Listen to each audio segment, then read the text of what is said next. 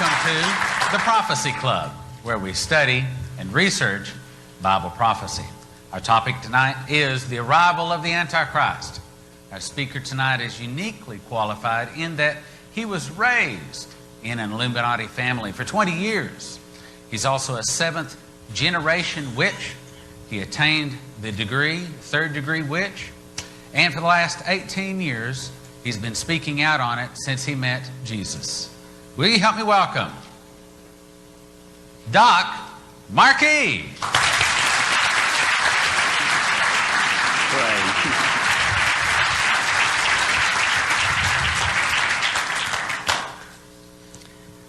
As usual, the one thing I'm praying for is that I'm able to put all this material in the time that I've been allotted.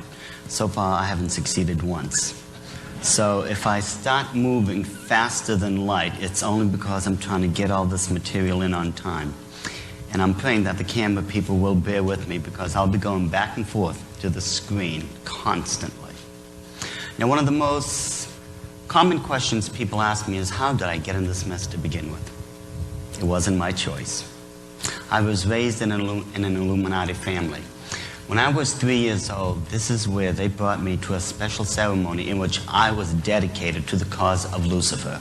Now, this is not unusual because in other religions, you will see people bringing their children to their churches, their synagogues, wherever, to have them dedicated to God. In the occult world, they dedicate their children to Lucifer or to Satan, depending on which branch of the occult you're from. In my case, it was to Lucifer.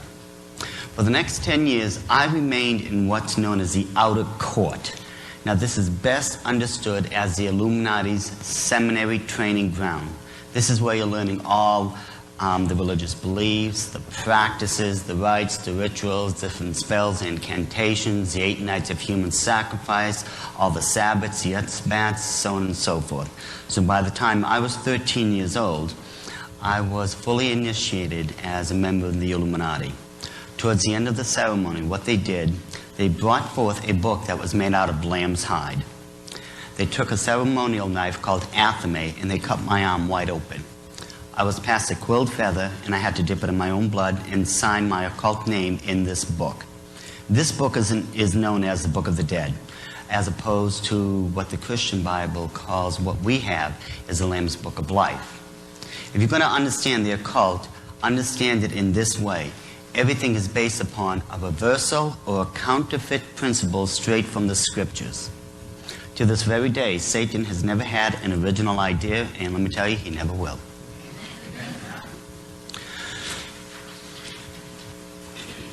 I'm allergic to podiums. I'm afraid that God may decide to call me to be a preacher.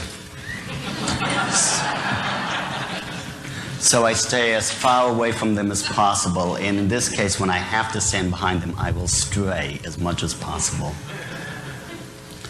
So for the next 4 years, I was learning the ins and outs of the Illuminati, just like anyone else in there. Except in my case, I also had 169 years worth of family history that I was also learning. So by the time I was 17, this is when I was initiated as a third-level witch. Generically speaking, it's known as a master witch, or what's properly known as a high druid priest. This gave me automatic authority over a region. Now, a region is the governing area in which an Illuminati has full authority over. In this particular region, we had over 1,000 Illuminists within it. A year later, under orders from my bosses, and I'm going to tell you right now, I was under orders. This was not my decision. I joined the United States Army. There was an ongoing plan since the mid-60s in which the Illuminati were infiltrating military bases throughout the world. The reason they were doing this is because they wanted to gain access and control over all the forts throughout the world. Now, if you can gain access, of course, to these soldiers, let's say you set up a coven at a particular base.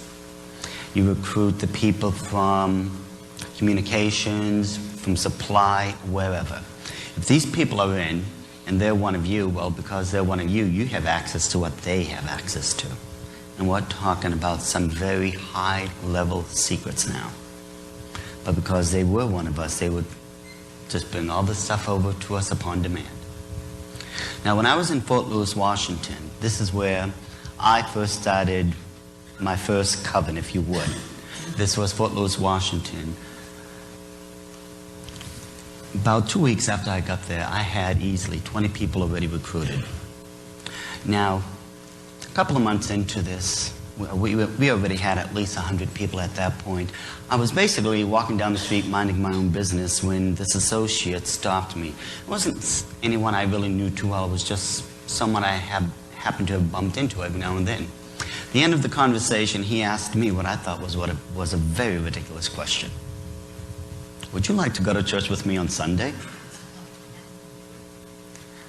Now remember, this person was an Illuminati witch.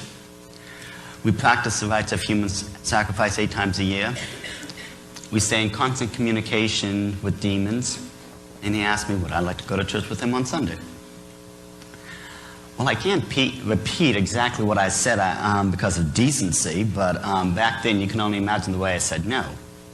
But I have to tell you, ladies and gentlemen, the truth is for the next 3 years, it was hell on earth. Because no matter where I went, no matter how far I went, and I went far, some born-again Christian had my name. I mean, they were falling out of trees, they were jumping out of bushes, and I know I saw a couple jump out of a couple of vehicles once, and they were moving. And it was non-stop. It was like this for 3 years. I mean, it was eventually to where I was getting paranoid. I was looking on, over my back, in the mirror, seeing if someone put up one of those funny signs, get this person saved, he's a witch. And because of time, I'm going to abbreviate this, but at the end of those 3 very long years, I saw what I was doing in light of what the Christians were telling me. So on April 15th, 1979, which happened to have been Resurrection Sunday then, I walked into a Christian church and I admitted I was a sold-out slave of Satan. But God be praised, for almost 18 years I've been a born-again child of the King.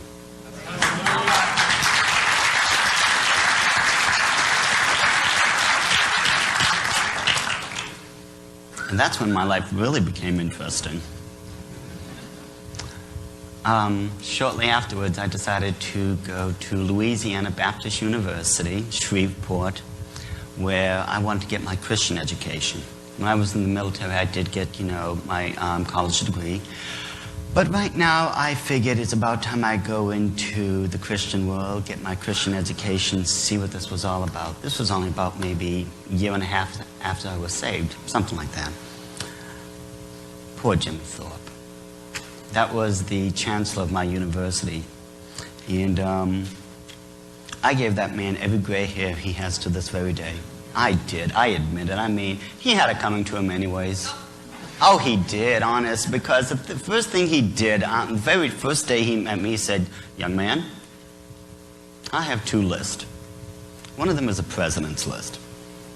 You get a 3.50 average and above, you'll be on that list. You get on my nerves, you'll be on my hit list. I looked him dead in the eye and said, and I'm going to be on both of them. And I was. And to this very day, I think whenever I get anywhere near the university, Jimmy just gets another gray hair. Now, as I was saying before, I have a lot of material I am literally going to be flying through. Lord willing, I'll be able to get through this in time. Now, if any of you have studied the history of the Illuminati, you're going to recognize this gentleman immediately. This man is Dr. Adam Weishaupt. He was the very first head of the Order of the Illuminati. Back in 1773, when he held the chair of the professorship of Jewish canon law at the University of Ingolstadt in Bavaria, Germany, he was approached by Maya Amschel Bauer and 12 of his most financially influential friends, which makes up your first coven of 13, if you would. And they basically approached this man and said, listen, you've got the occult knowledge and the genius who put it all together. We've got the money. You do it, we'll back it. This is just paraphrasing the whole thing. But basically, 3 years later, on May 1st, 1776, Dr. Adam Weishaupt had succeeded in culminating the plans of the Illuminati, their complete organizational structure, the belief, the whole thing. This man was considered an expert in most of the occult schools of his day and age. Now, we're going to be getting into this part of it later, but the idea of Illuminism did not begin with this man. It can actually be traced all the way back to Babylon around 3500 BC. We will be getting into this.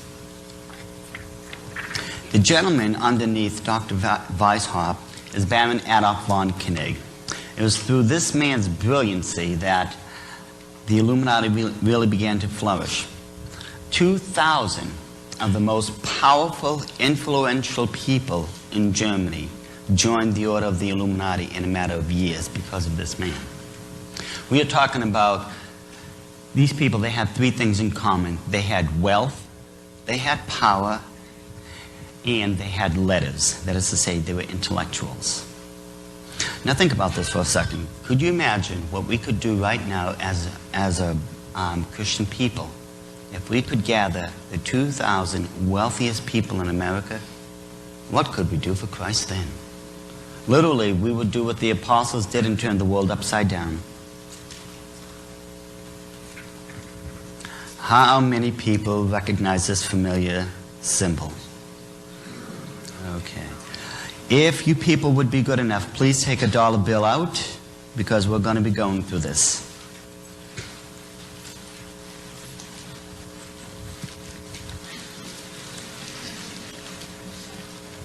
Where's the water?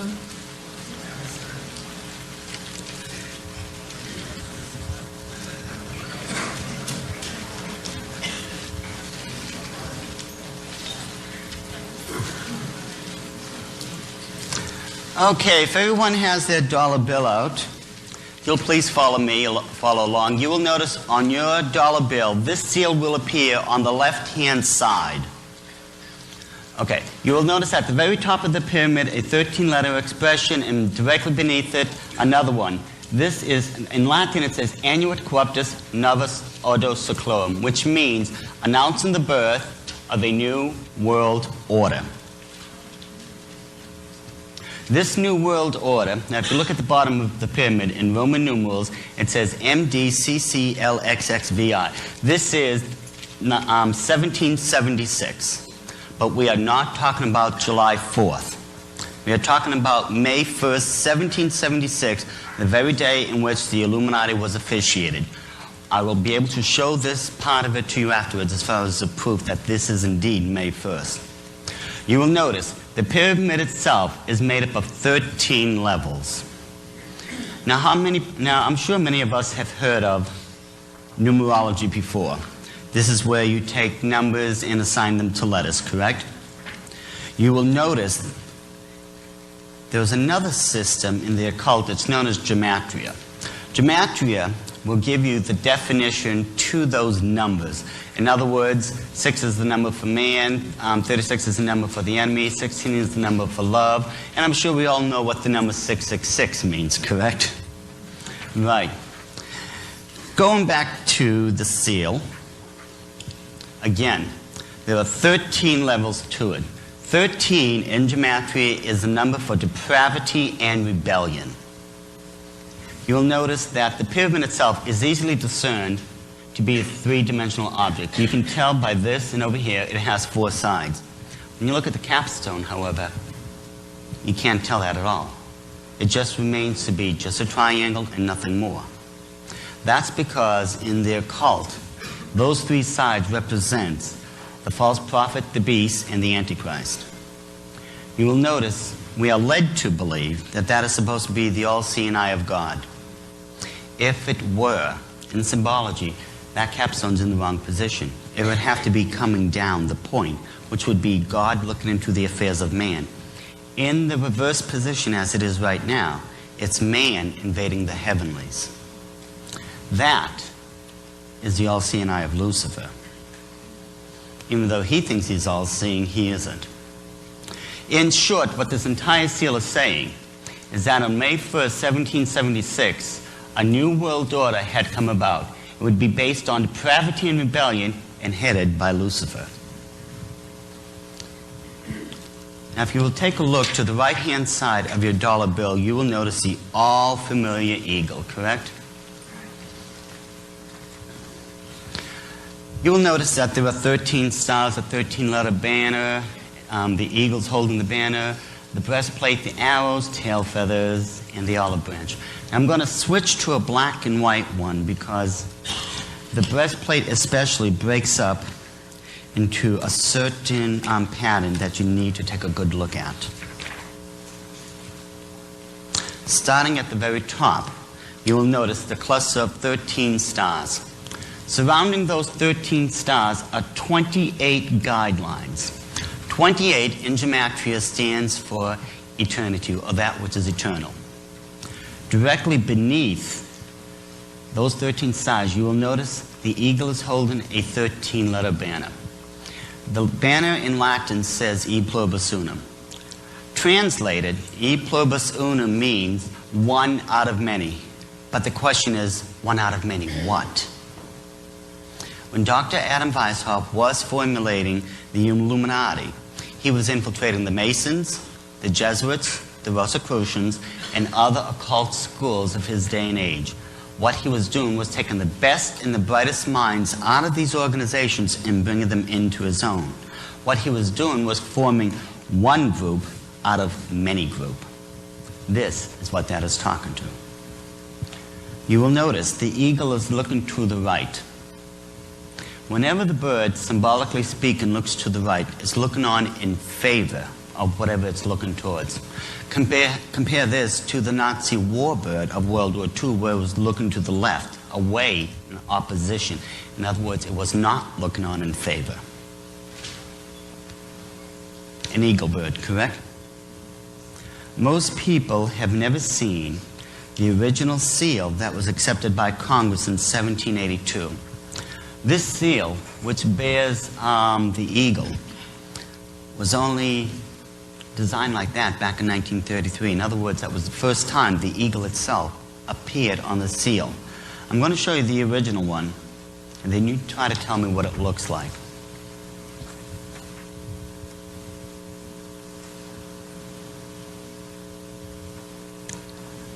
The Egyptian phoenix, correct. According to Egyptian mythology, the phoenix bird itself would live for about 400 to 500 years. Afterwards, it would come down upon the face of the earth and be consumed in its own fire. Out of the ashes, an egg would be left behind, and out of that egg, a new phoenix bird would emerge. This would complete the cycle of reincarnation.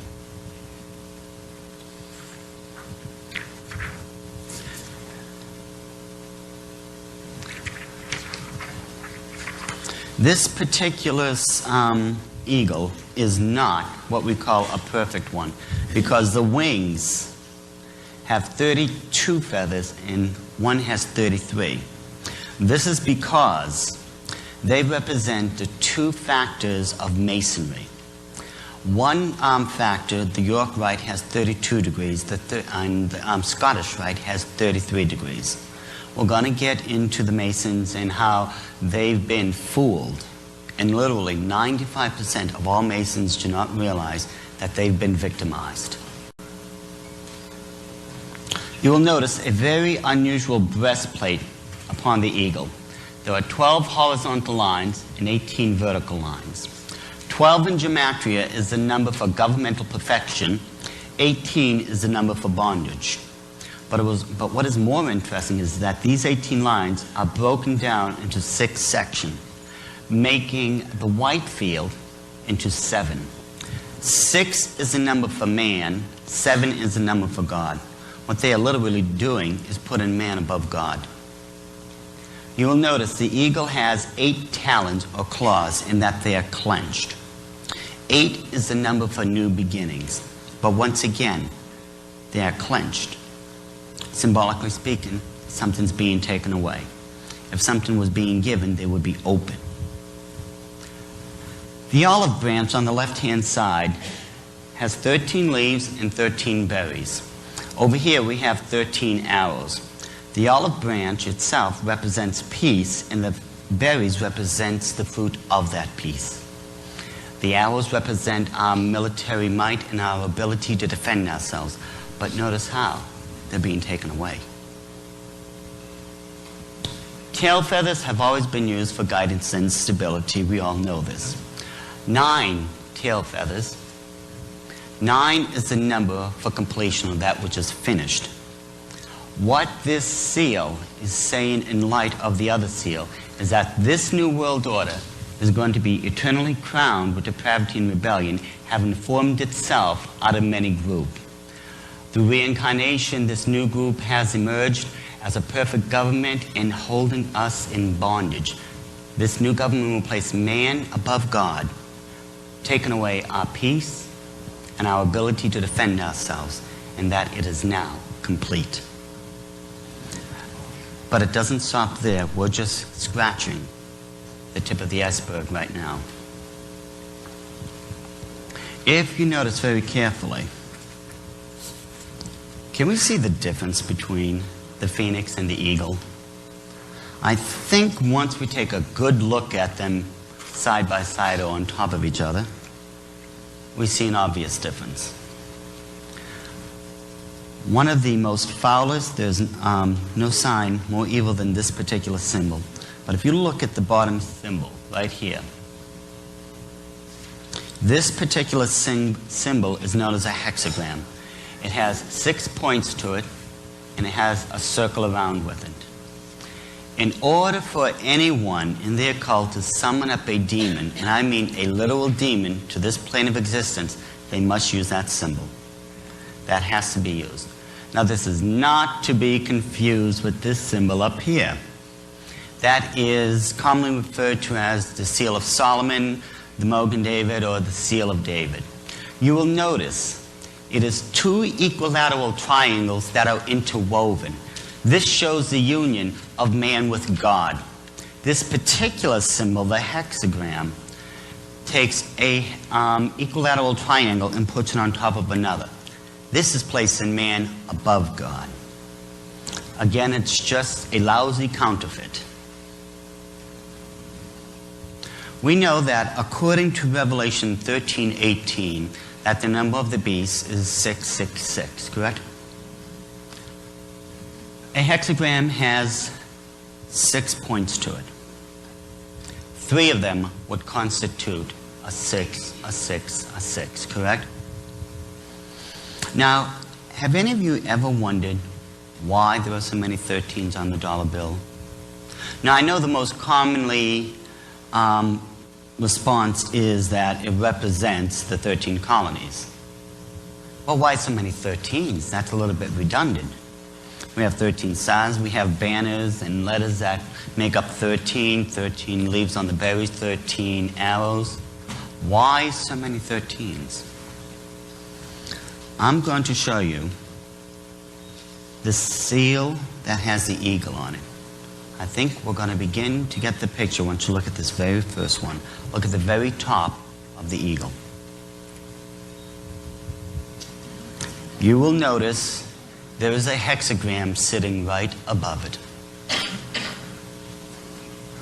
You can look as close as you wish on your dollar bill. These are simple laser blow-ups.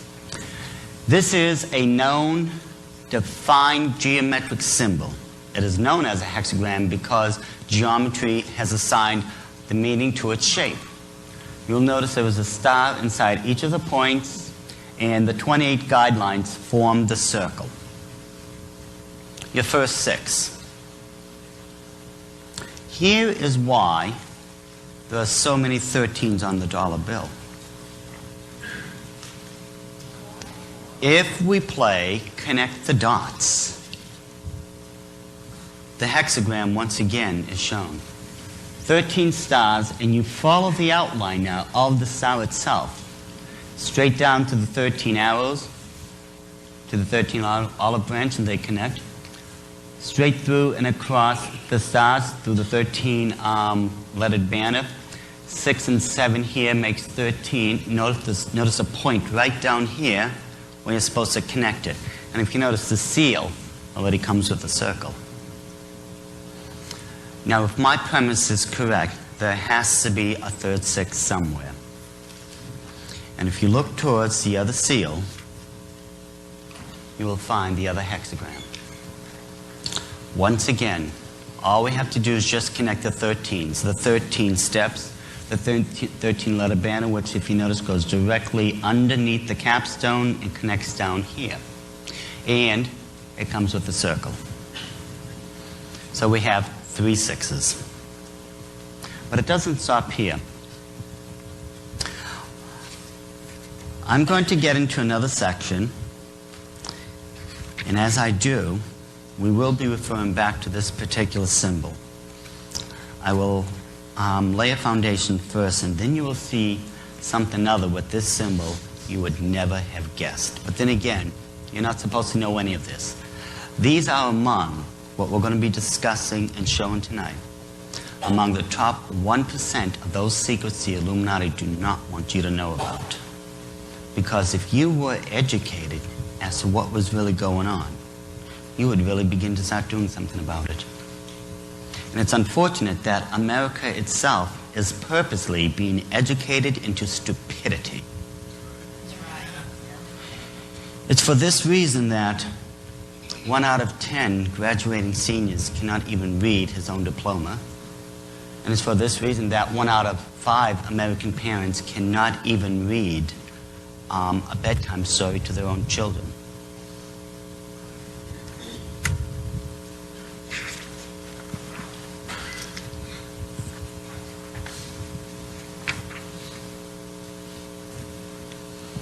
The gentleman at the top of the screen is General Albert Pike.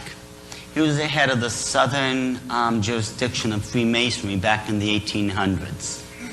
The gentleman on the bottom is Giuseppe Manzini. That man on the bottom was the second head of the Order of the Illuminati. He came into power in 1834, years after Dr. Adam Weishaupt had died. He was placed in his position by the Rothschilds. This man was another occult genius. Albert Pike himself was really a true genius in all definition. He could read, write, and fluently speak 16 ancient languages. He is also responsible for writing what is considered a classic in the Masonic world. That book is known as Morals and Dogmas. It is 861 pages worth of occult literature. I'll tell you right now, if it wasn't for the fact that I was in the Illuminati for 20 years, and now I've been out for almost 18, if it wasn't for all those years, I would never be able to open that book and read it. It takes that much in-depth occult training to understand what the book is really saying. In that particular book, let me tell you right now, there are 2 versions of it. There's what's known as the exoteric, and then there is what's known as the esoteric. The exoteric book, anyone is allowed to pick up. Now the esoteric book, which is ESO as opposed to EXO, the esoteric one, when you open the book up, it will say that this is the esoteric version of Morals and Dogmas, and upon the death of the recipient, the book is supposed to be returned back to the lodge. I still have mine. Oh, I'll return it eventually. But in the back of the book, they have a particular glossary. This glossary must be almost 200 years old, 200 pages long. I can do with that glossary in just a couple of days what no one could do in a couple of months. This is why it's the esoteric version. You can look up the Illuminati in it, Satan, Lucifer being God, and all that. All you have to do is just check the glossary. It'll be there by subject matter, and it'll tell you where to find it.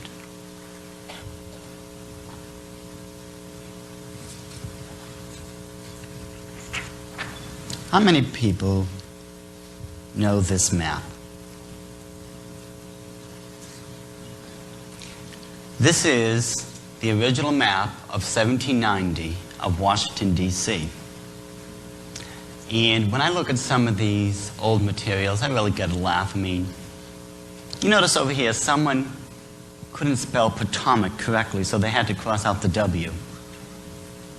Up here, someone accidentally put the Congressional House where the Capitol was supposed to be. It's going to be somewhere around here. So they just crossed it out and scratched in capital.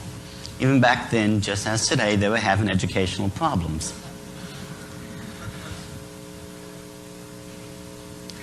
I'm going to take a regular tourist map, and I'm going to show you something very interesting. You will notice, and I was only able to do part of it. I could have done the whole thing, but you will notice that Washington, D.C. is laid out in an occult symbolic pattern. These are all symbols that can be found in the occult world. The set over here are from the Masonic occult religion. The ones over there is from the Illuminati one. Now, if you notice this one in particular, looks like a satanic stick figure, doesn't it? And it's a good thing it's made up of streets, because this is about the best I could draw anyways. All these are, where these lines are nothing but roads, and they connect to certain monuments. Over here is the Jefferson Memorial, the White House, the Washington Monument, the Capitol. Where the left horn is would be the Supreme Court. On the right-hand side would be the Library of Congress. But if you notice, those are roads. Why would someone accidentally make roads that look like horns? This particular symbol itself, this satanic stick figure, is made up of 3 of the 4 most holiest of all symbols in the occult world.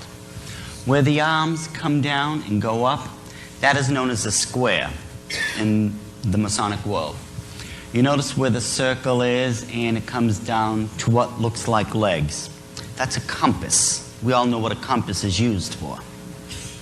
And where the line is broken up, where I broke it up, this is what's known as the measure.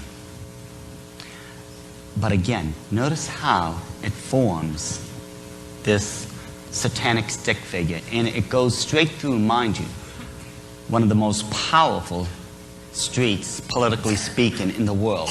This section is known as the Mall.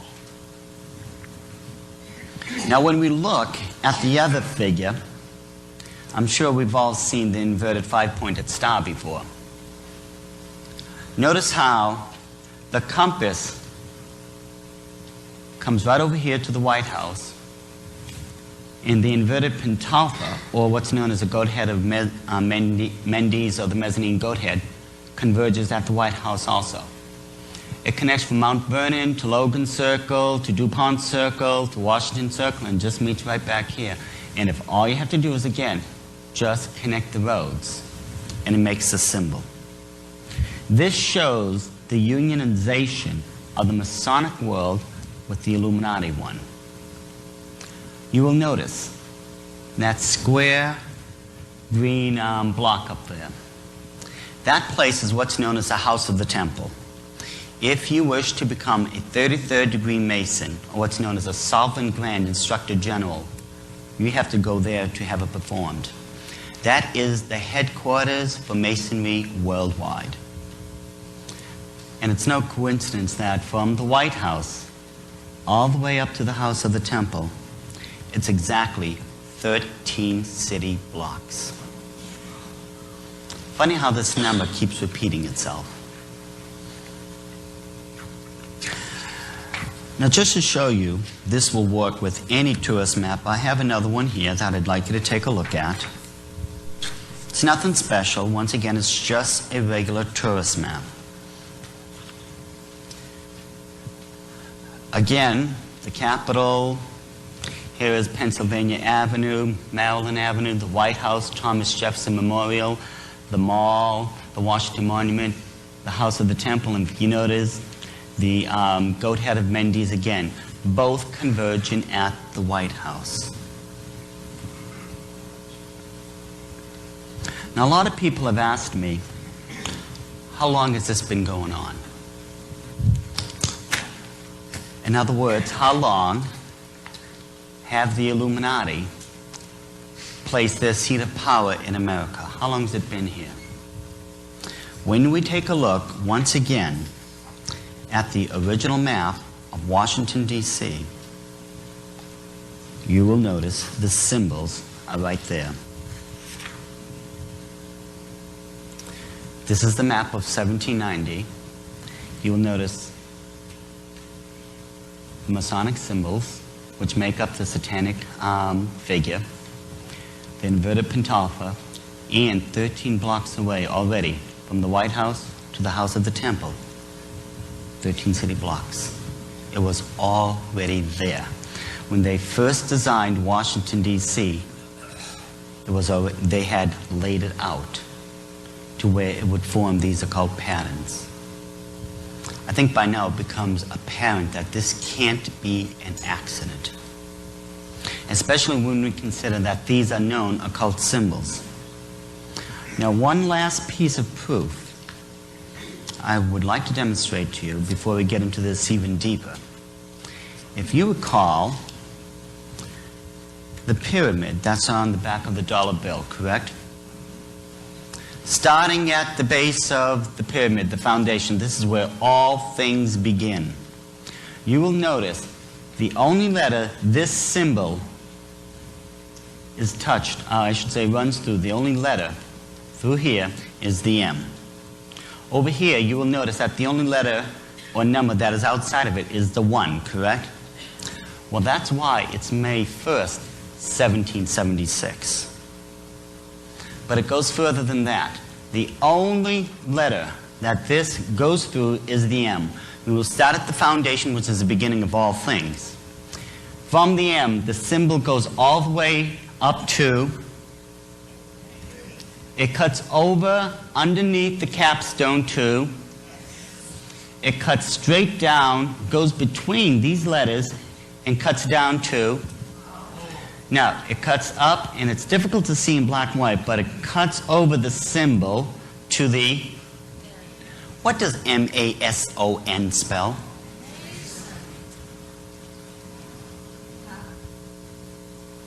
Could it be an accident? I don't think after everything we've already seen it could be, especially when it's spelling Mason out perfectly, in perfect order, M-A-S-O-N. By this time, I think we would have to say to ourselves, it's impossible that it's an accident.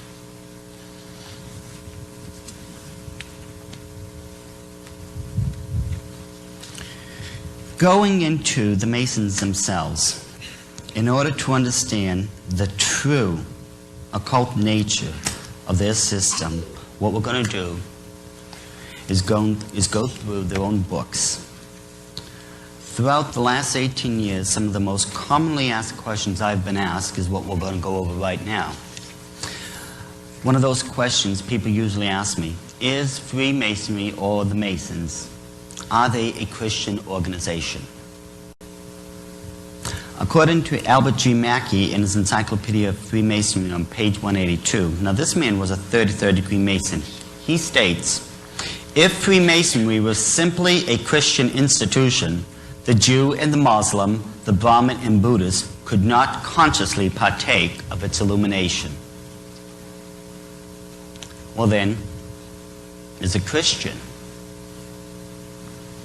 Freemasonry is not Christian, nor a substitute for it.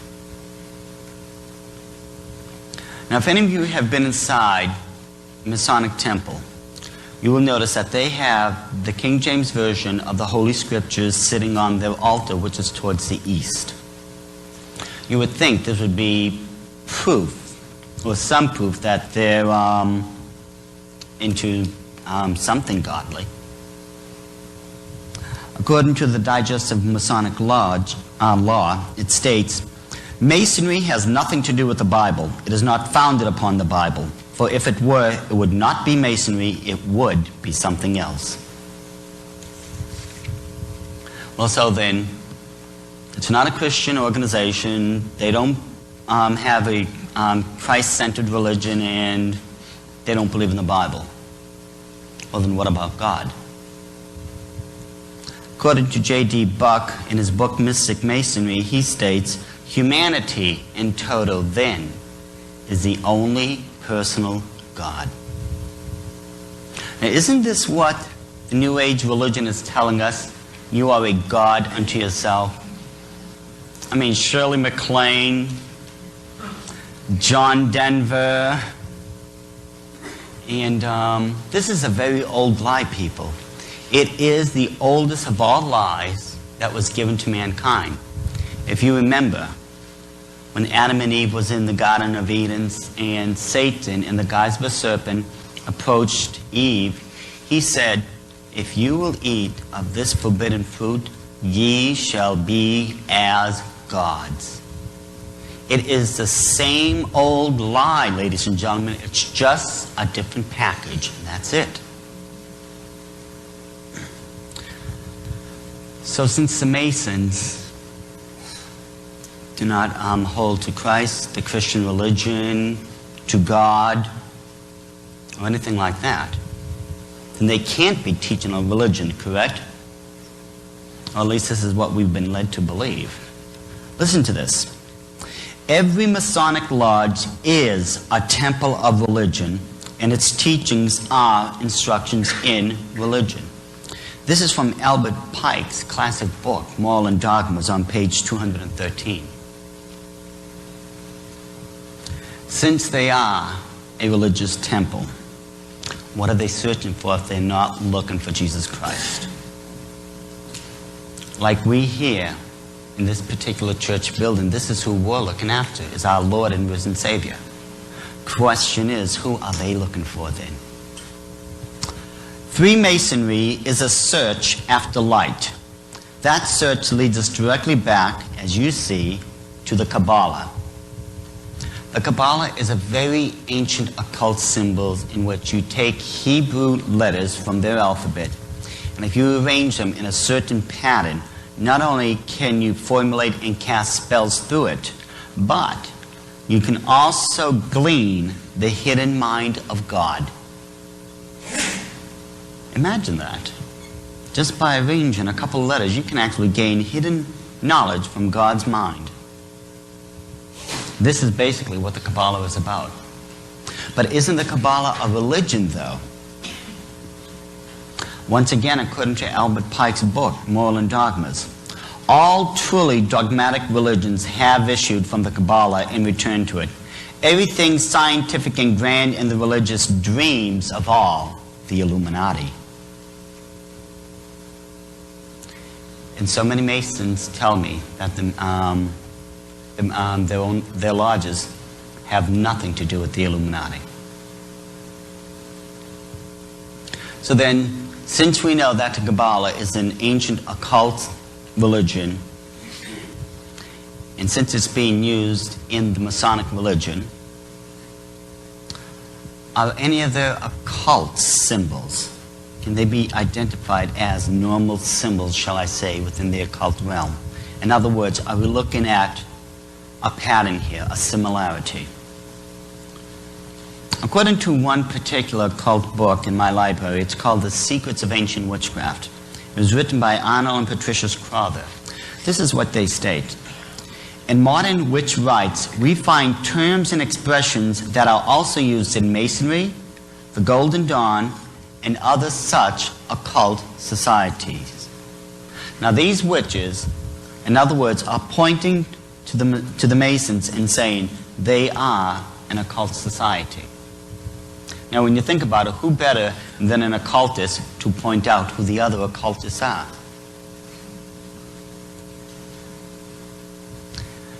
You would then think that if the Masons are indeed an occult organization with an occult religion, surely many noted or famous occultists must have belonged to it or belong to it.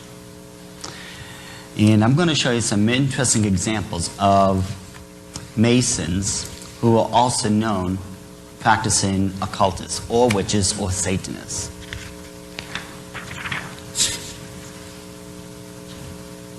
This gentleman here is Arthur Edward Waite.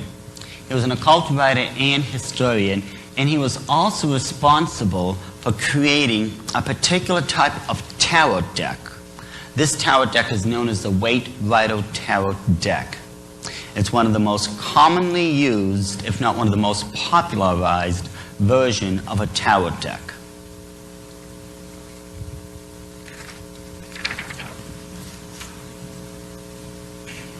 This is Dr. Wynne Westcott. He was a member of the Rosicrucian Society, and he was a founding member of the occult order of the Golden Dawn. But like the gentleman before him, he was also a Mason.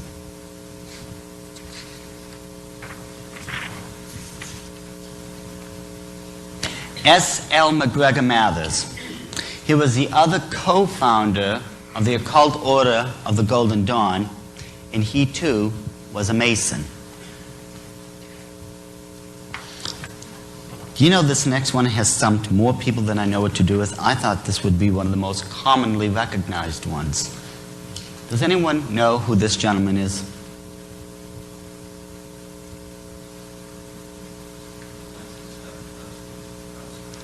Aleister Crowley. Now the name sounds familiar to everyone. They recognize. Here is old Aleister Crowley, commonly referred to by his own mother as the beast of the book of Revelation. He was that foul and debased a person.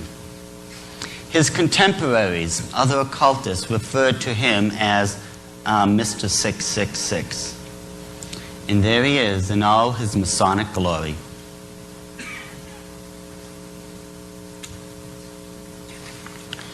Here is Aleister Crowley once again in one of his occult meetings. He had an order that was known as the Order of Thelema. You will notice Aleister Crowley up there, and notice on the back of some of his followers the hexagram.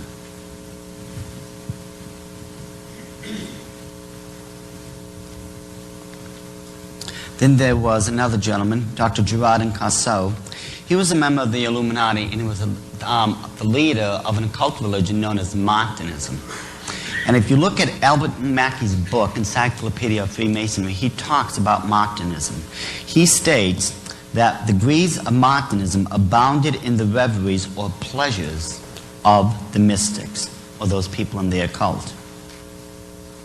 Dr. Theodore Russ, he was the head of the occult order known as the Ordo Templi Orientis, or the OTO.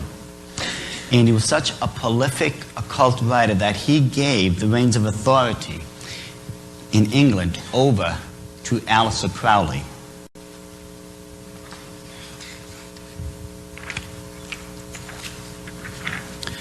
This gentleman here is Eliphas Levi.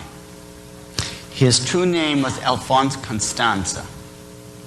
This man here was an occult writer of the 19th century.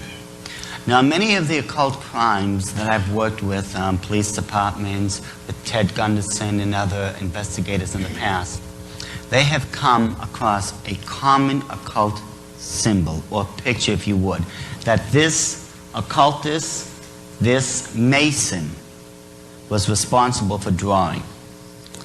And I'm sure most of you have seen this by now.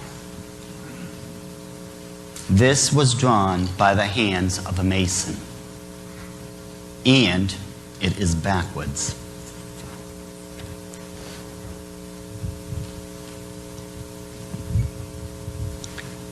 You will notice the polarity of light with dark, and the hermaphrodite goat done by Eliphas Levi. You notice at the very top is a common occult symbol. It's known as a torch of illumination. This is where you gain the light of knowledge.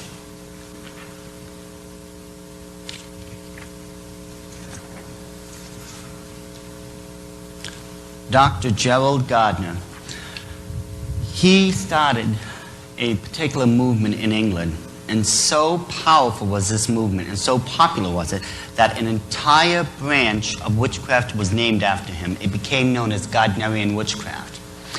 And one thing I did forget to point out, when I was in the military, unfortunately we did succeed at getting these religions pushed into and accepted into the military branches throughout the world. because by April 15th, 1978, in the Army Chaplain's Handbook on Religious Requirements, all the major occult religions were added. We are talking about Gardnerian witchcraft, Alexandrian, the First Church of Satan. All these forms of the occult can now be legally practiced on any military base throughout the world, and there's nothing you can do about it because they're all federally recognized. They're all quite legal.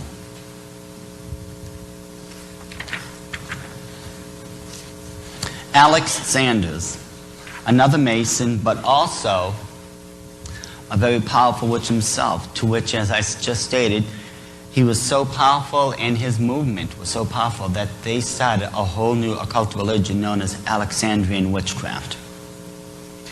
He himself can be seen right here in one of his occult ceremonies. This is Alex Sanders right over here. You'll notice a familiar hexagram, and this circle, in this particular case, represents the Tetragrammaton. The Tetragrammaton comes from the Kabbalah, but that's another story itself. According to Albert Marquis in the Encyclopedia of Freemasonry, there's what's known as the Law of Salik. The Law of Salik states that no female can become a member of the Masons. Again, this is not true. There has been many cases in which this has happened in the past and recently.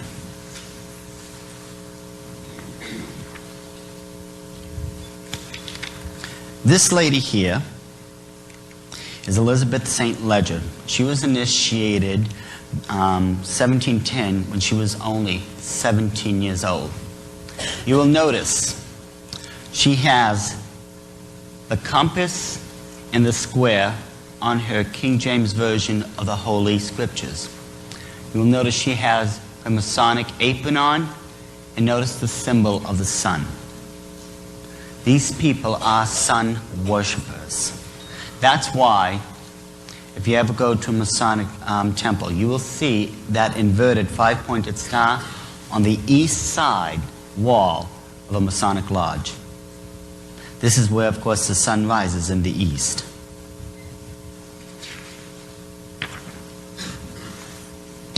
The lady on the left, that is Madame Helena Petrovna Blavatsky of the Theosophical Society.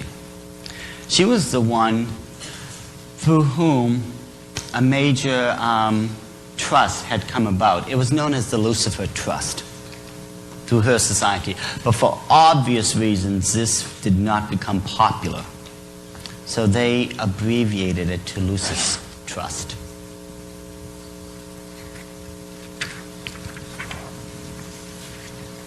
This grandmotherly figure is Annie Besant. She was one of the people who took over, well, actually, after Alice Bailey took over after Madame Helena Petrovna Blavatsky, Annie Besant took over after her. But Annie and so many other ladies, occultists, certain ones, were also Masons. You will notice occultists, and it doesn't matter which sex, are still in the Masons.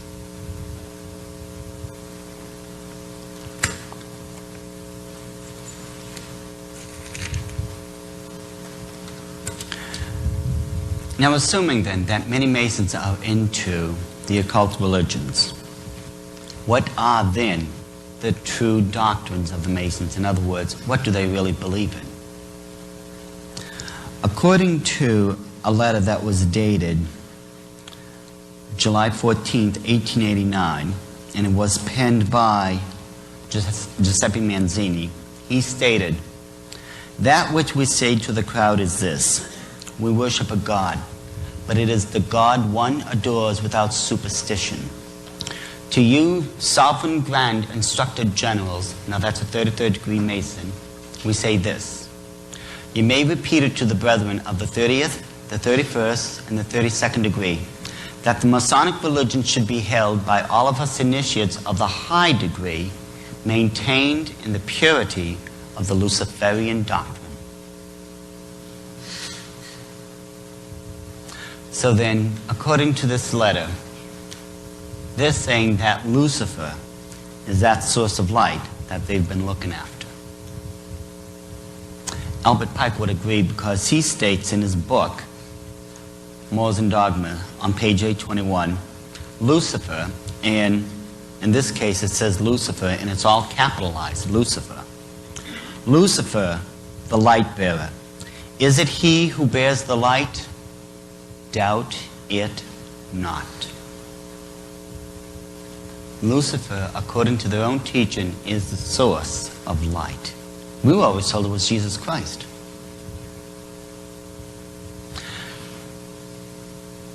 We were also told that Lucifer, or Satan, whatever you want to call him, he's the evil god, the black one, correct? According to what they state, the true name of Satan, the Kabbalists say, is Yahweh, or God, reversed. For Satan is not a black god. For the initiates, this is not a person, but a force, created for good, but which may serve for evil. So then, Satan is perceived to be God, the source of light then. And again, in Albert Pike's book, Morals and Dogma, on page 70, he states, to conceive of God, the Kabbalah imagined him to be a most occult light.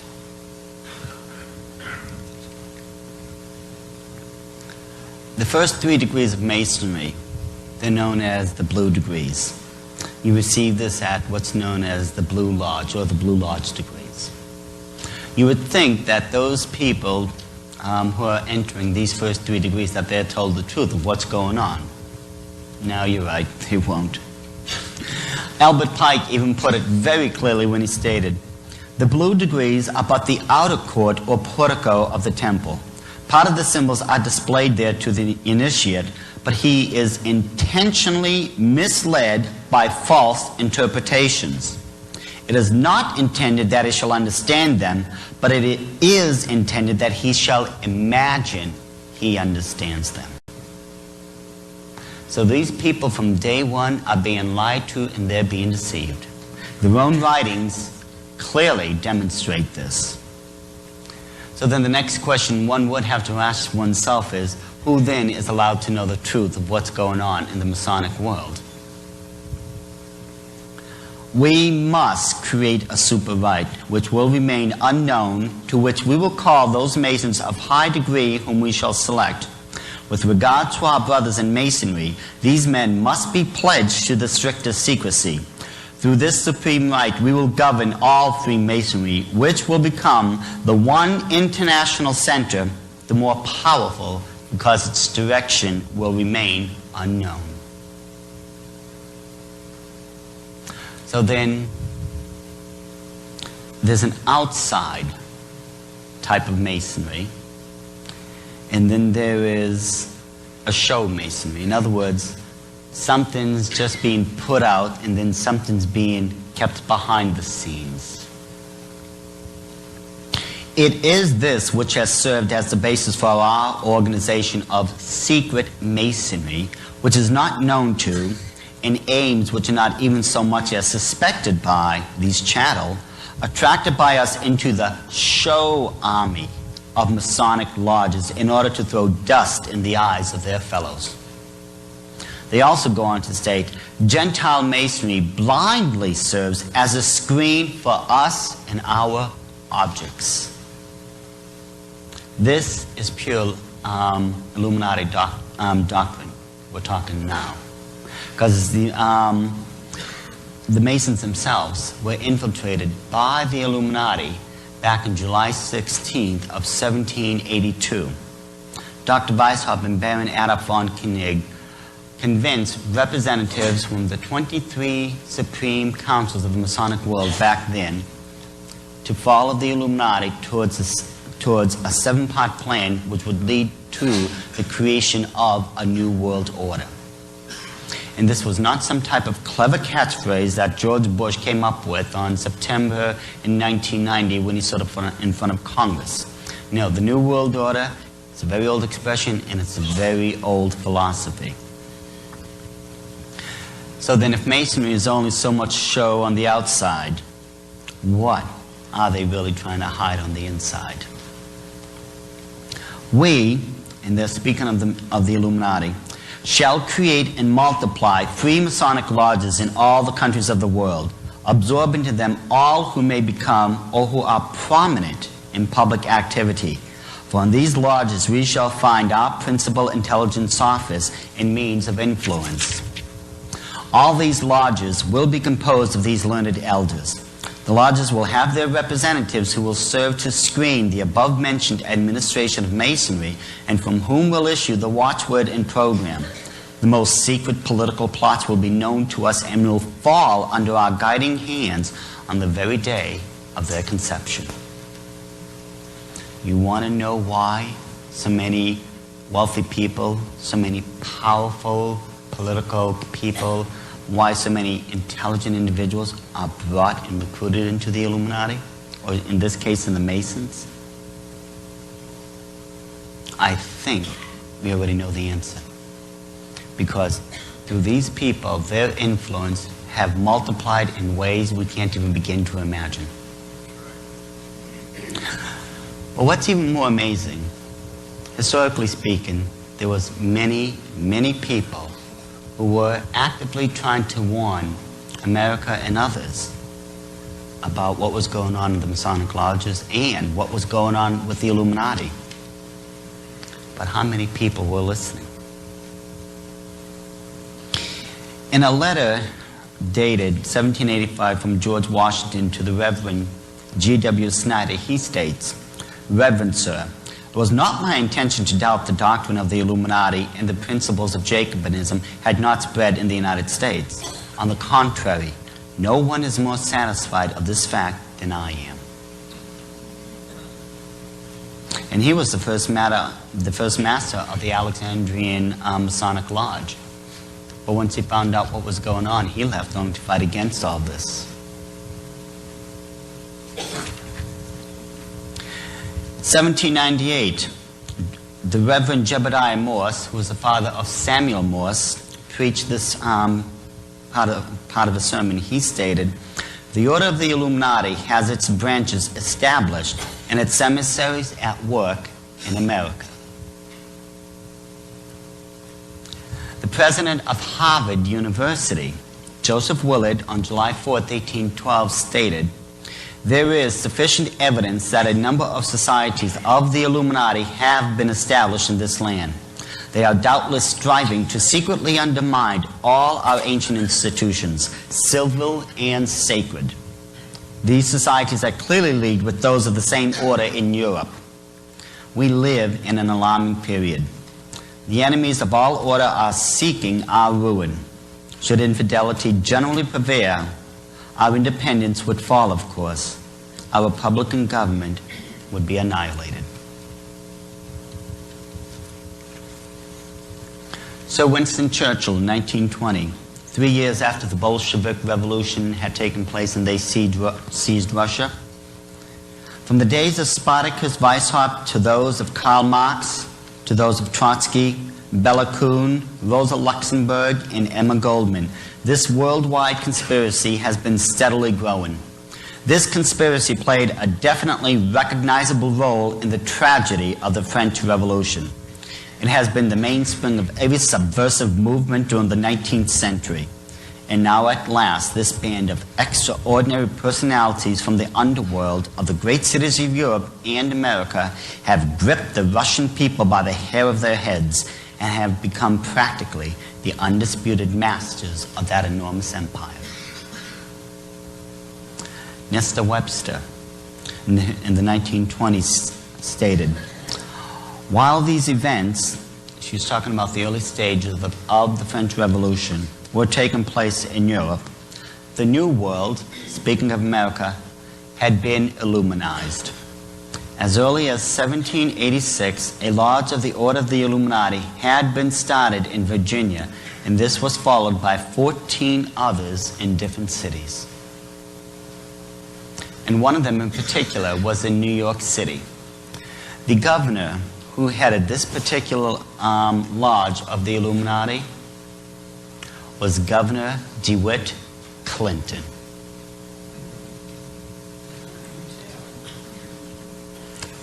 There are some very old bloodlines in the Illuminati.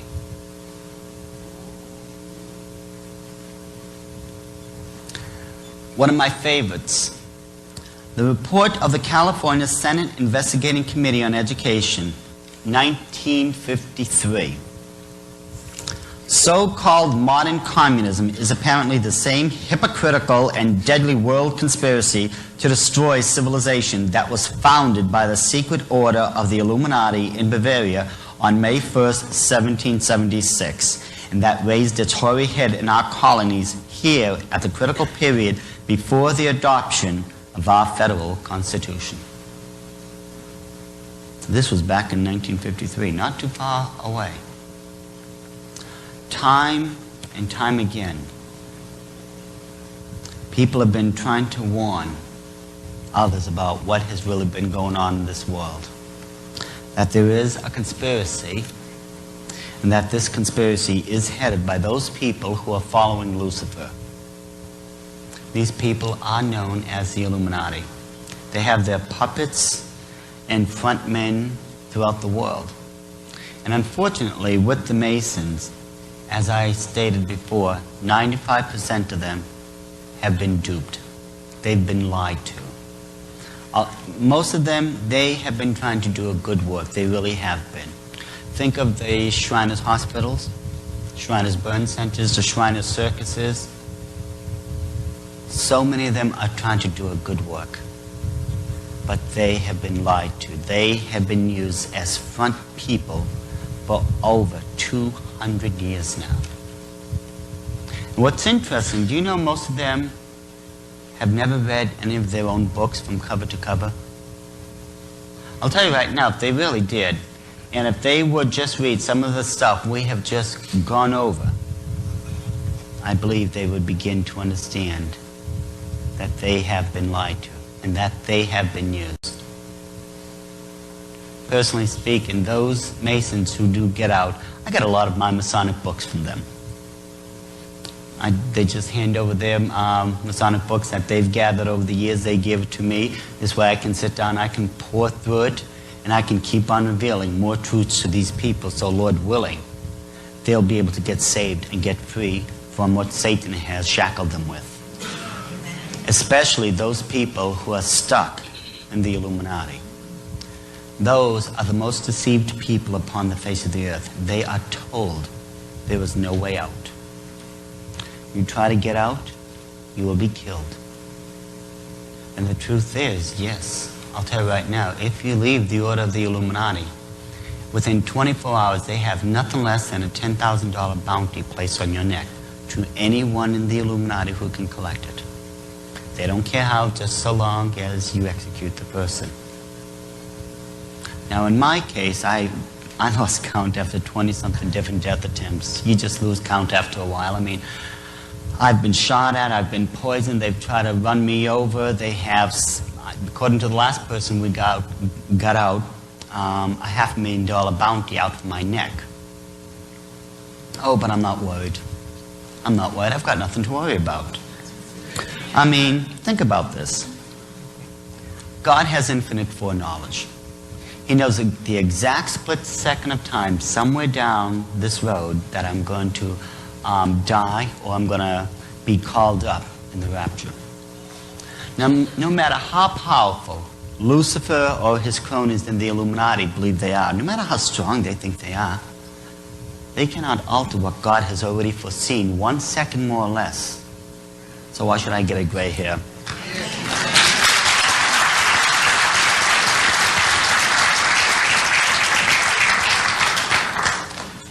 And what really amuses me about all this, and actually you do take on this type of mentality afterwards, because either you're going to laugh about it or you're going to cry about it. What are they doing to me? What are they threatening me with? God? Now wait a second. You're going to hold a gun to my head and said, you're either going to give up what you're doing or I'm going to send you to God. Hold on, let me come back in a couple of minutes. Let me think this one through.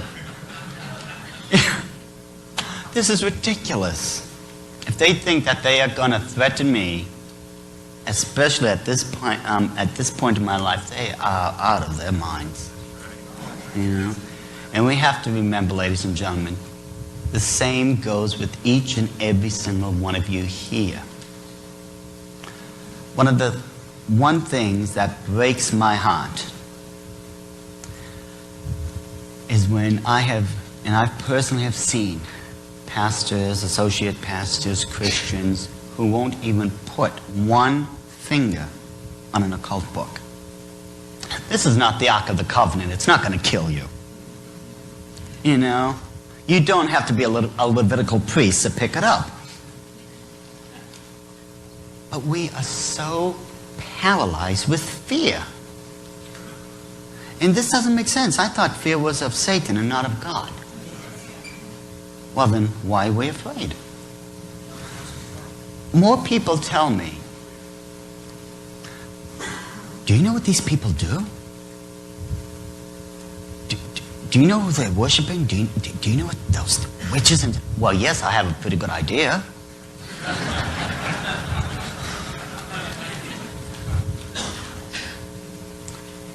But it doesn't make sense to me. Why should we be afraid of those people who are worshiping our defeated enemy? Where am I missing the boat in all this? Maybe it's me. Maybe I'm just getting old. In order to understand the order of the Illuminati, you have to look at it from three perspectives. It's not one single thing. If anyone says one thing defines the Illuminati, forget it. You have to understand their religion, their politics, and their finances. I think when we say finances, if I just say the name Rothschild, that should be sufficient. But of course there's some other old bloodlines with a lot of old and dirty money. Rockefellers, Kennedys, DuPont, the Onassis. There's a lot of old, dirty money that goes back into all this.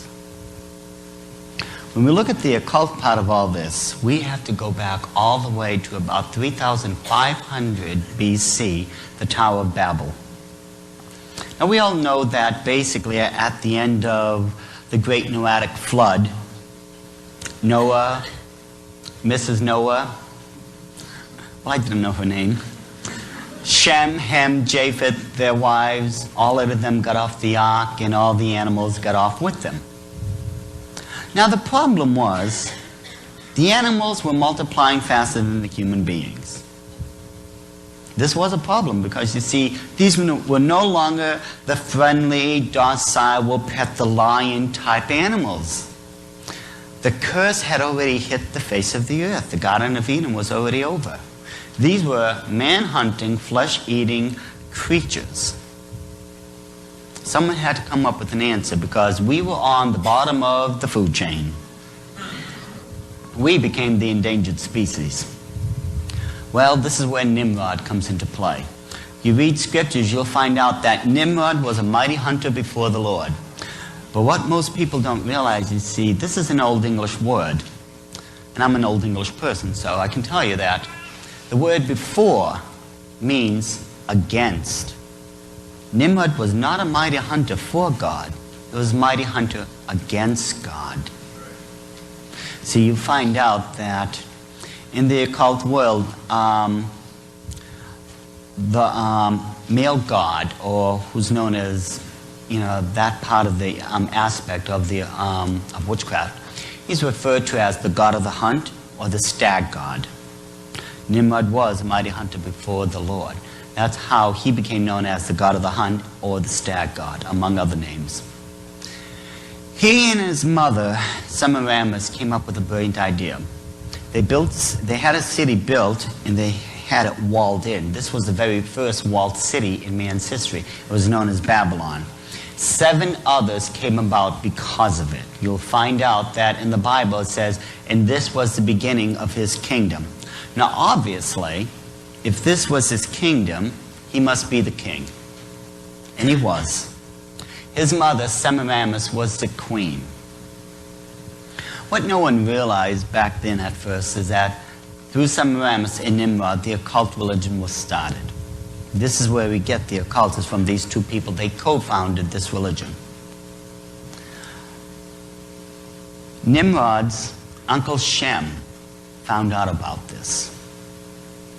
He took Nimrod outside of the city of Babylon and killed him.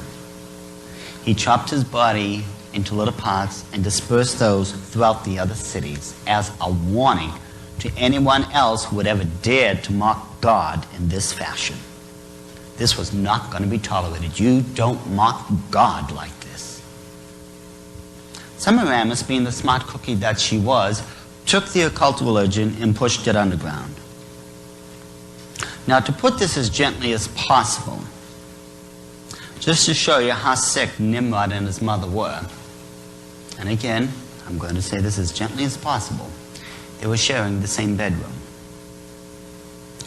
Now, while she was underground, Semiramis had her son Nimrod elevated to God status. He became, as I just stated, the god of the hunt or the stag god. His symbol is the 5-pointed star. Semiramis obviously then must be a goddess. Her symbol was the crescent moon. Whenever you see the crescent moon and the star together, it's the symbol of the co-founders of the occult religion.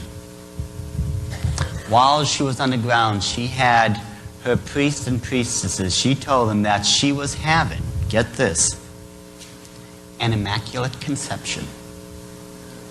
She was having a baby without sexual intercourse. Now this was not going to be any ordinary baby. You see, this was going to be Nimrod come back in another form. Their God was going to come back to life. And you see, this is where reincarnation began. You don't die and go to heaven or hell. You come back in another form. This other form that Nimrod supposedly came back into was known as Tammuz. You will, as a matter of fact, find mention of Tammuz in Ezekiel 8:14. We'll get to that in a second. But Tammuz, he was nowhere near as good a hunter as his father was, because when he was 40 years old, while he was hunting, a wild boar had killed him. Their dead god had gone back to the underworld again. Now, in Ezekiel 8:14, there's an interesting event going on. God has shown Ezekiel certain things that's going on in his own house, in the very temple of God himself. One of those events that was going on was there was these women weeping and wailing and fasting over the death of their god, Tammuz. Now, occultically speaking, the tradition states that there was a 40-day period in which you fast, you cry, you pray, and you give things up because of the death of Tammuz. This is where the Catholic got Lent from. Lent is a 40-day period, and every single one of those days represents one of the years of Tammuz's life. And there's a lot more to this. There really is. I mean, come on, people. Think about this. What does an Easter bunny and the Easter egg have to do with the resurrection of Christ? I mean, either I failed my theology classes or something occultically is going on here that we just haven't been told about. And you will find out, and I will say this, and this is not a popular statement, but then again, the truth never has been popular today. And again, I really feel sorry for those Catholic people, because like so many other people, they've been lied to. They've been deceived. Catholicism is based purely on the occult religions. I can prove this. I've done it in books before. If you compare the Catholic belief system, the Catholic Mass, everything about it, You're going to find out it's one and the same thing. There's no difference. There is no difference. I mean, I could, when I was in the occult, I could walk into a Catholic Mass and feel right at home. And this was an Illuminist at the time. It's unfortunate, but this is true. Now, at the Great Dispersion at the Tower of Babylon, it didn't end there. I mean, come on, common sense tells us these people, when they spread abroad throughout the world, did they forget their occult religion? Of course not. They took it with them. This is how it got spread all the way through Asia, through North America, through Great Britain, India alone. I know missionaries that are going crazy because those people are worshiping over 300 million gods. I mean, they have a God for everything. They can't live without a God of the paper, a God of the pulpit, a God of the flowers. Paul was going crazy also because remember, when he was in Greece, as he was walking down the roads, there was more gods, and just in case someone forgot one, there was the unknown God. I mean, you want to talk about, walking on eggshells. But anyways, along the line, when we get into Egypt, and I'm going to pick this part of the story up fast, Moses is in the story now. Moses, for the first 40 years of his life, was raised with a gold spoon in his mouth. Let's face it, this guy was the adopted son of the daughter of Pharaoh Ramses I. We believe Pharaoh Ramses II was the Pharaoh during Moses' time. And it's very possible Moses could have become the next Pharaoh had he not killed an Egyptian. While he was growing up, Moses was taught art, architect, literature, the sciences, mathematics, engineering, and for 40 years the occult religion of Egypt. He was in and out of the temples of Moloch like all the other followers. He messes up, he kills an Egyptian, he has to get out of there. He's no exception. This is the version of the death sentence I like. You kill someone, that's it. I can't help but say to myself, why should I have to pay for the next 60 years for you to live in the Holiday Hilton? Maybe I'm just old-fashioned. But anyways, Moses, to make a very long story short, gets out of there, runs to the land of Midian, runs into Jephthah, a very wealthy priest of Judaism who's making good money in the cattle industry. He has many daughters. He also has many sheep, but one of the daughters was named Zipporah. Zipporah meets Moses. Moses meets Zipporah. They like each other. They get married. It was a Jewish wedding. Anyway, so for the next 40 years, Moses is out there tending to the sheep, learning all of Midian, the land and everything. And it was no accident he went to Midian. He thinks he ran there, but God sort of directed him, because in order to get to the mountains of Sinai and to the Promised Land, you have to first go through Midian. Midian is a vast area, and if you're going to take about 2.5 million Jewish people with you, it better be a big area. While he's there, a sheep gets lost and ends up on the top of Mount Sinai. Moses goes follow it, tries to get it like the good shepherd it is, and lo and behold, there was a burning bush. Now this would get anyone's attention, especially if it was talking to you.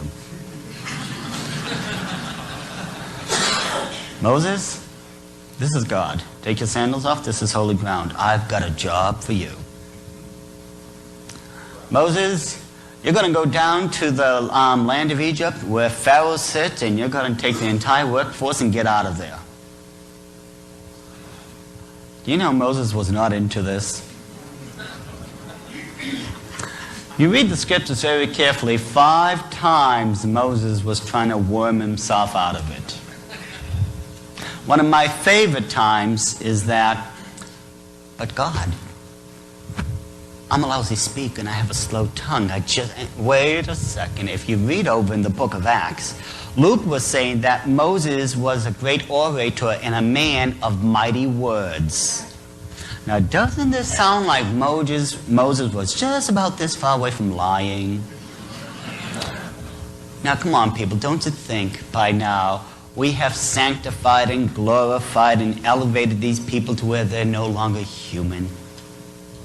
And that's all they were.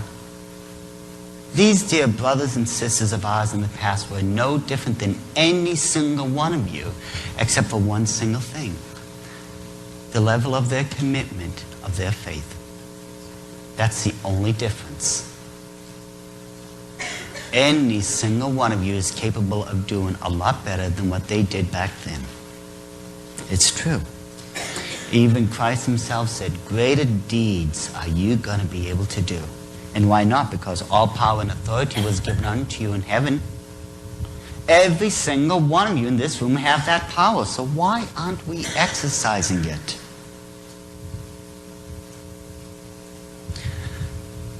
Moses is really badgering God about this. Finally, Moses says, can you please send someone with me? Okay, take Aaron. Now, Aaron was psyched for this. I mean, come on. God says to Moses, okay, this is what you're going to be able to do. You can take the staff, turn it into a snake. You can take the water, strike it, turn to blood. You can call the frogs out. You can take your hand, stick it in your pocket. Look, it's leprosy, and the hand is quicker than the eye. Look, it's gone. This got Aaron's attention. He was psyched to go. Moses was not. Moses was not in the least bit impressed. And you're going to find out why. Now, I mean, come on. Any single one of us that right now that saw a staff turned into a snake or the water turned to blood, I mean, this would be wow. Okay. They go down to Egypt and they're about to do their thing. Pharaoh, on the other hand, you have to look at Pharaoh. Pharaoh is considered the God king upon the face of the earth. Pharaoh, owner of everything he could possibly see. Pharaoh was having these huge monuments, these cities, the Sphinx, the pyramids built after him. When he was being raised as a little boy, he had everything he could possibly imagine. If he wanted to go from point A to point B, he didn't have to walk. They would carry him in a litter, bring him in a chariot, or put him on a horse and bring him to wherever he wanted to go. He would be decked out in the finest clothes, the best jewelry, the greatest gold, things like that. He's sitting at his temple, and suddenly Moses decides to show up. So basically, Moses and Aaron, they go down to meet Pharaoh. Now, if you remember, Pharaoh literally owns everything. This guy was raised up with a gold spoon in his mouth. All these monuments, everything was dedicated in his name. And here comes Moses and Aaron. Moses is 80 years old. Aaron is 81. So these two senior citizens walk into the middle of this glorious, magnificent palace, smelling like sheep, badly needing tailors, and they walk up to Pharaoh and say, we're going to take the entire workforce of Egypt. And you're going to agree? Do you really think Pharaoh was going to just say, okay, go ahead, take them all. Forget about the building projects. Pharaoh did not agree. Aaron, take your staff, turn it into the serpent. He takes it, throws it on the step, it becomes a serpent. It's a good trick. How many of you have seen the Ten Commandments? Now, come on, you got to admit, that was good stuff. It wasn't accurate, but it was good stuff, especially the parting of the Red Sea. We'll never forget that one. You know, that was done, by the way, in a bathtub filled with red jello. You know, it's true. But anyway, so the serpent is crawling up the steps. Pharaoh didn't bat an eye. He calls his occult magicians over. They take their staffs, they duplicate the exact same miracle. Or at least it appears to be that they're duplicating the miracles of God. You're going to find out something very unusual was really going on here. Basically, Pharaoh tells Moses and Aaron, get out of here. Well, they go regroup. They talk to God. God says, listen, Pharaoh's going to be down by the rivers tomorrow morning. You go down there. If he doesn't listen, turn the water into blood. Well, sure enough, he goes down there. Pharaoh sees him coming. Pharaoh's going, oh, not these people again. Sort of like, Christians, These Christians who just keep showing up and showing up. People eventually go, oh, not them again. But anyways, you'll wear them down eventually, trust me. But anyways, Moses says, Pharaoh, you've got to let them go. Pharaoh goes, why? Well, because God said so. This caught his attention. Remember, the Egyptians were polytheistic. They believed in many gods. So Pharaoh goes, well, what God? Well, the God of Abraham, Isaac, and Jacob. Never heard of him. Okay, Aaron, turn the water into blood. He does it. The Nile is just being filled with blood. Pharaoh was not impressed. He calls his occult buddies over. They take their staves. They hit the water, and the water turns into blood. Should Pharaoh have been impressed? Nope. He turns around with his entourage and they just leave. About a week later, Moses comes back with Aaron. Pharaoh, you've got to listen to me. Let the children go. Moses, you don't understand. Aaron, take your staff, do your thing. It's the water. The frogs are coming out of the rivers. They're going everywhere. They're in the bathroom. They're in the living room. They're in the game room. They're in the TV room. They're in every room in the house imaginable. Pharaoh didn't bat an eye. Called his friends over. They called the frogs out of the water also. Something obviously is going on here that I think we've been missing. First of all, should Pharaoh have been impressed? Not in your wildest imagination. Pharaoh was not supposed to be impressed. You see, if you read the scriptures, it says that God had already hardened Pharaoh's heart. You don't harden someone's heart and expect to impress them. Well, was Moses the one? Moses was trying to get out of this. I don't think he was not impressed in the least. Aaron was, but not Moses. Well, then if it's not Moses, and if it's not Pharaoh, who was it God was trying to impress? How about his children? They've been stuck in an occult society for 400 years. He had to get their attention. So there was a problem here. When these miracles were being duplicated, it looked like they were duplicating the miracles of God, right? No. They don't have that type of power. God was duplicating their powers. And it was doing it for a three-part reason. The psychology was flawless. Well, it had to be. He's God. First of all, the serpent, the water into blood, and the frogs were done to prove that I can do anything these people can do. The next 6 plagues God did to show I can outdo anything these people think that they can come up with. And if you read the scriptures, the occult magicians were saying this is the hand of the God. And the last one, where he took the firstborn of all the Egyptians, was to prove his sovereignty over Pharaoh, his sovereignty over the world, and that he is indeed the God over life and death. This got his children's attention. All this happened simply because nowadays we have a similar problem going on. The world is literally being taken over by occult means. You read the prophecy found in Revelation 18:23b, the world is going to be taken over, every single nation, through the occult and handed over to the Antichrist. It's right there. What we have to ask ourselves is, what are we going to do about this? Are we going to stay in our comfort zones, go through the motions,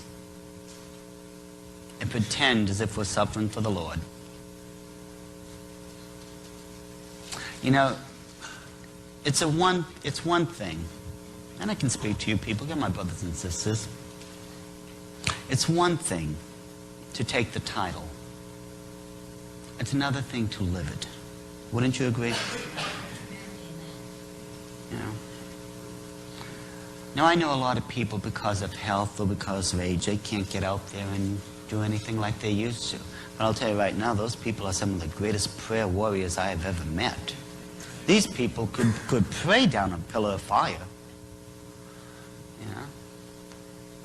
Every single one of you have the ability to walk up to these people, and these are the least two witness people on the face of the earth. So many people over the years have told me, well, the Jewish people are the least witness to people. Well, let me tell you, if I wanted to go witness to a Jewish person, I'd go to a synagogue. I'd go to a temple, and let me tell you, I can still bench with the best of them. Or if I wanted to go witness to a Catholic, let's go down to the nearest Catholic church. But where do you go if you want to witness to an Illuminist? Where would you go if you wanted to witness to a Satanist or to a witch? Do you know how to properly witness to them? Because I'll tell you right now, one method when you witness to the witches, it's never going to work with Satanists, and it's certainly not going to go with the Illuminists. There are 8 major occult groups in America, and every single one of them demands a different way of witnessing. It's the same thing like when you witness to the Mormons. It's not going to work the same way as if you witness to a Jehovah's Witness. You have to know their belief. You have to know their philosophy, their religion. You have to know what they're about. But if we're too afraid just to touch one of their books, how are we ever going to win these poor lost souls to Christ? Literally hundreds and thousands of these people are dying every day. The only ones that can make a difference, the only ones that can pull them out of their situation are you people here and every single one else in our family. We're the only ones.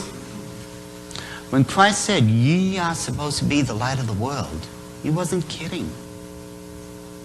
How else are these people who are trapped in darkness going to see your light unless you're holding it up for them to see? Just think about this.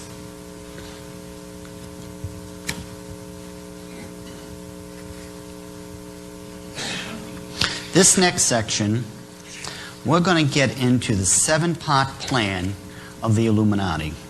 Everything they're doing was formulated back, well, it first began in 1773 by Dr. Adam Weishaupt. He himself came up with a 7-part plan to take over everything.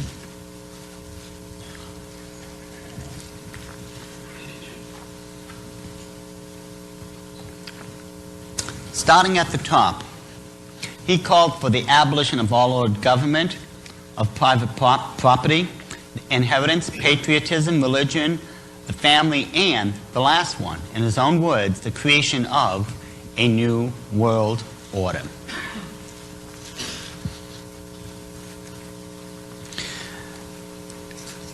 We're going to use an Illuminati document. Let me just get it.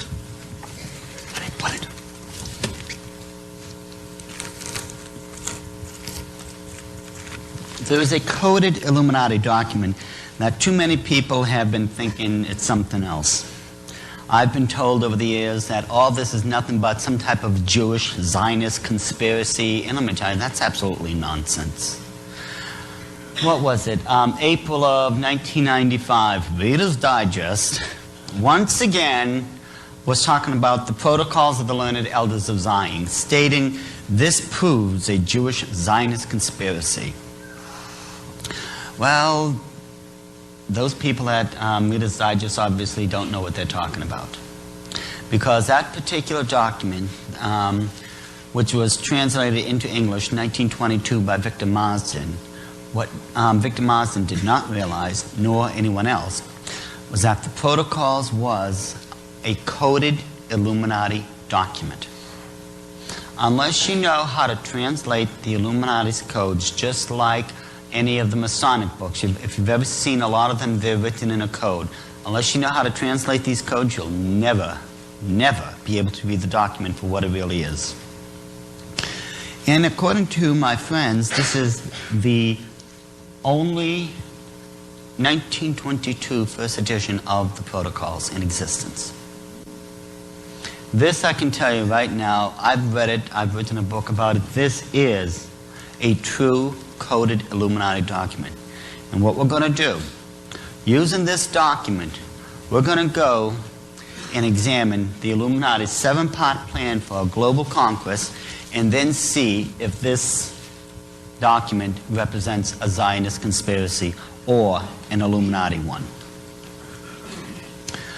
The first thing they call for is the abolition of all ordered government. How they plan to do this. If you would, just read along with me.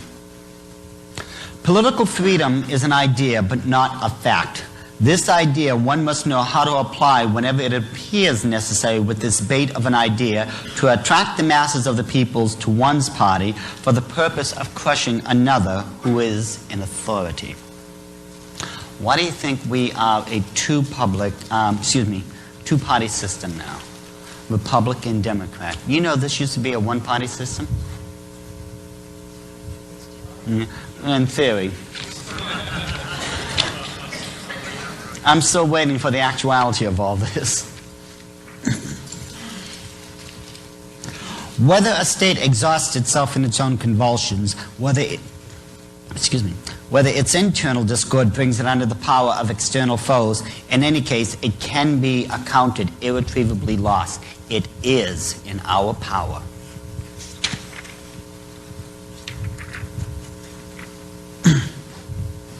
In any state in which there is a bad organization of authority and impersonality of laws and of the rulers who have lost their personality amid the flood of rights ever multiplying out of liberalism, I find a new right to attack by the right of the strong and to scatter to the winds all existing forces of order and regulation, to reconstruct all institutions and to become the sovereign lord of those who have left to us the rights of their power by laying them down voluntarily in their liberalism.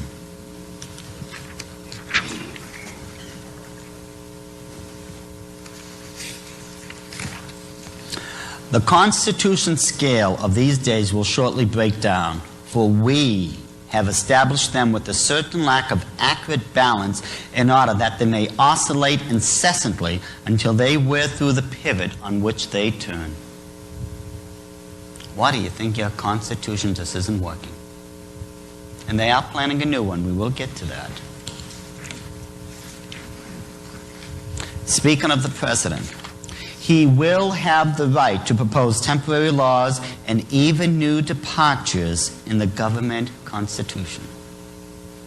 I'm sure by now we've heard of executive orders. How do you think they're doing it?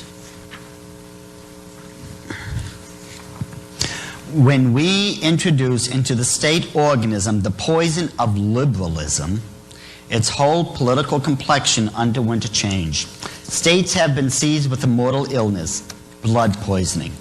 All that remains is to await the end of their death agony. Why do you think liberalism was introduced into our system? It keeps so many arguments and so much fighting going on. It keeps us from being able to spend our time and attention on what is the true agendas.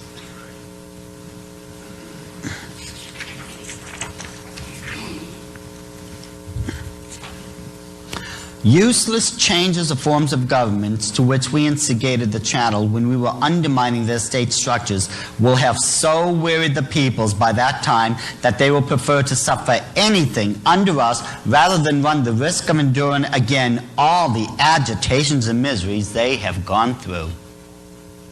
They're going to wear you down. And you know what the thing is? Most people will be willing to accept peace at any price.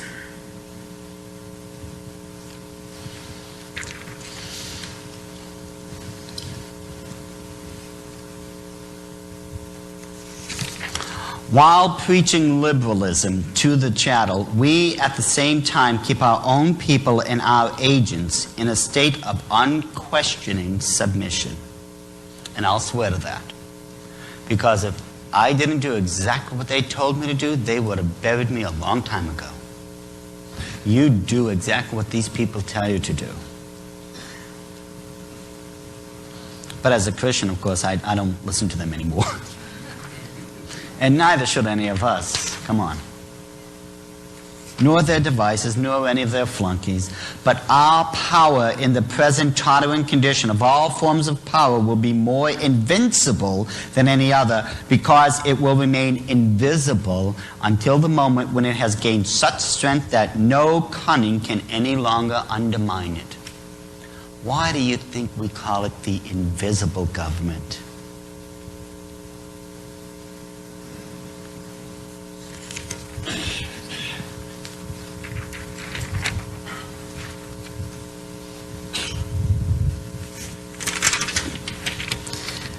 This, then, is the program of the new Constitution.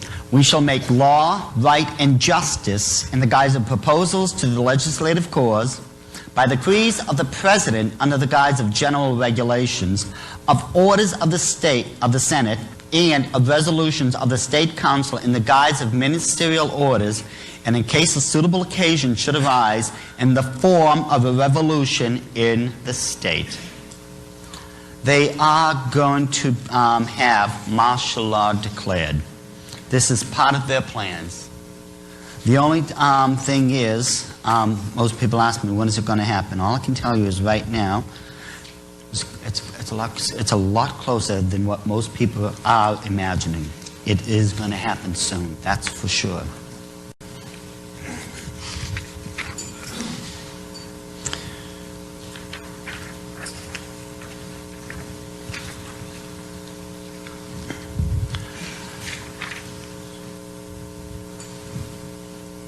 The abolition of all ordered government. How do they plan to do it? Through party dissension, liberalism, and an imbalanced constitution. And I think they've been succeeding at that, haven't they? Why? According to their own writing, so a new constitution may replace the old one. Right now, one of the leading advocates for a constitutional convention, the biggest one, what is his name? It just went through my mind. Ross Perot, thank you. If they get their way, your Constitution isn't going to be worth the paper it's written on. Not that it's really being observed anyways, but at least now it'll be legal. The second part of their plan called for the abolition of all private property. Listen how they plan to do this one.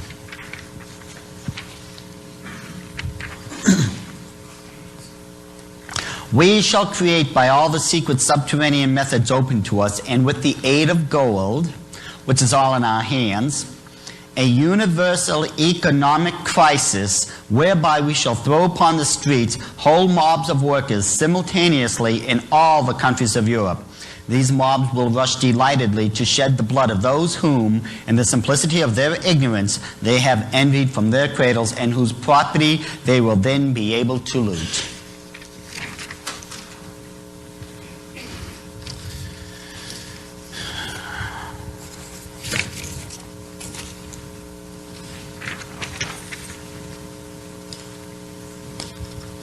It is essential, therefore, for us, at whatever cost, to deprive them of their land. This object will be best attained by increasing the burdens upon landed property, in loading lands with debts. These measures will check land holding and keep it in a state of humble and unconditional submission. Why do you think you people are being taxed to death? Why do you think the federal government have been taking away all the parks away? Why do you think they've been literally bankrupting the farmers? Why do you think they have that expression, eminent domain? They plan to take away everyone's private property. Because if you don't own it, well, you're not the, you've got to answer to someone, and that's the landlord. And in this case, it would be the government or the Illuminati. How do they intend to abolish private property? Through bribery, deceit, treachery, and an economic crisis. Why? To secure submission and sovereignty. You know, if I could control what you could buy or what you could sell, I've got you exactly where I want you. You can't do anything without my permission. But we're going to get into this. I think we all know what I'm talking about. Abolition of inheritance. How do they intend to get rid of inheritance?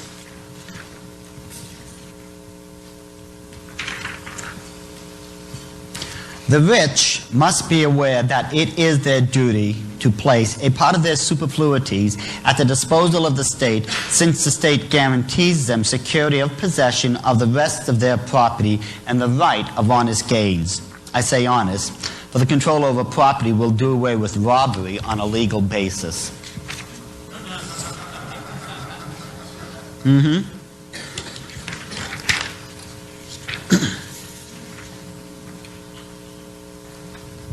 Therefore, we must not stop at bribery, deceit, and treachery when they should serve towards the attainment of our end.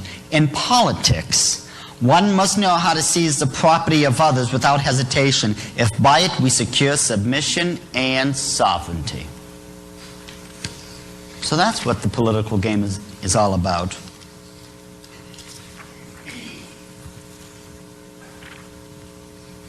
Purchase, receipt of money, or inheritance will be subject to the payment of a stamped progressive tax. Any transfer of property, whether money or other, without evidence of payment of this tax, which will be strictly registered by names, will render the former holder liable to pay interest on the tax from the moment of transfer of these sums up to the discovery of his evasion of declaration of the transfer. Try to get away with it. This next one is one of my favorite ones on this part. Just strike an estimate of how many times such taxes as these will cover the revenue of the chattel states.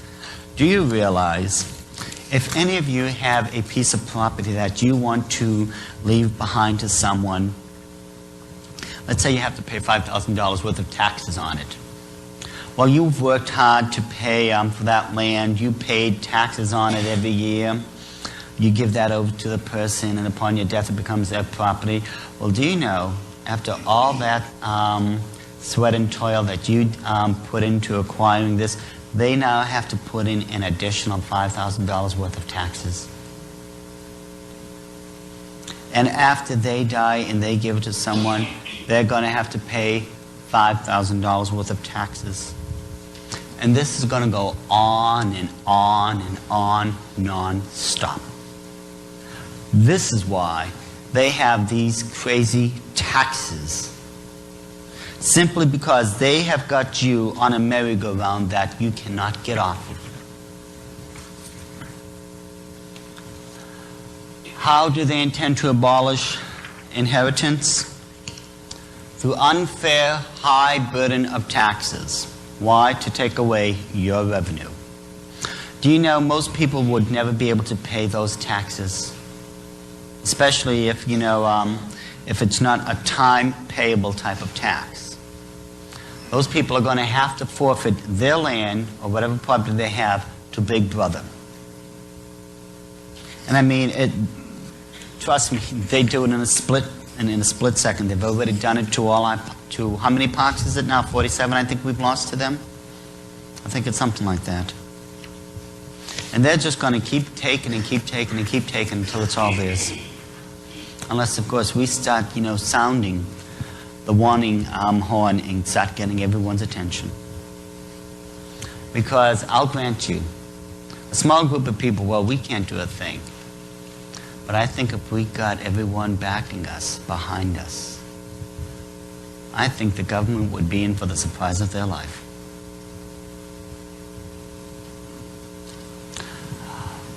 Abolition of all patriotism. How did Dr. Adam Weishaupt write about this one? It is with this object in view that we are constantly by means arising a blind confidence in these theories, which our agent specialists have cunningly pieced together for the purpose of educating their minds in the direction we want. Do not suppose for a moment that these statements are empty words. Think carefully of the successes we arranged for Darwinism, Marxism, and Nietzscheism. They openly admit to being the authors to the success of these ideologies. And they were also, and you'll eventually find out, the people who caused the French Revolution and all other major wars. But once they brought in Darwinism, this is where we really started taking a beating. Listen to this next one carefully. We appear on the scene as alleged saviors of the worker from this oppression when we propose to him to enter the ranks of our fighting forces. Socialists, anarchists, communists. This is who their fighting forces are made up of. They were the ones who started all these to begin with. Communism, if you just compare it to the Illuminati's belief system, is exactly the same thing. Don't think for a moment that in, 1848 in Soho, London, when Karl Marx was sitting down and having coffee, don't think suddenly the light of brilliancy struck him. It didn't. All he did was plagiarize the 7-part plan of the Illuminati for the creation of a new world order. And if you take his Communist Manifesto and compare it to what you're looking at right now, you're going to see most of it is a verbatim plagiarized work.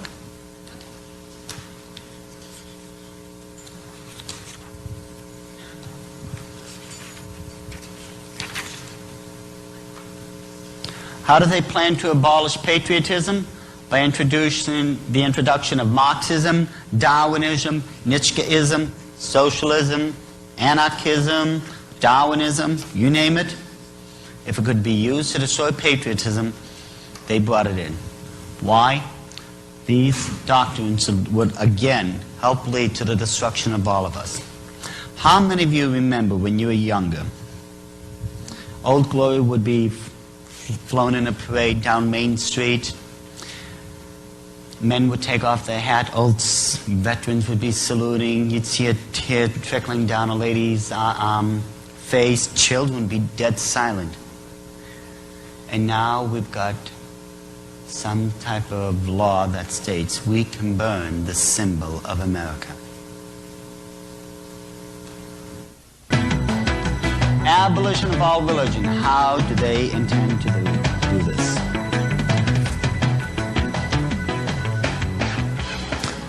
Interesting, this is one of my favorite statements they make about this. Time was when faith ruled. 5 words, but it says so much.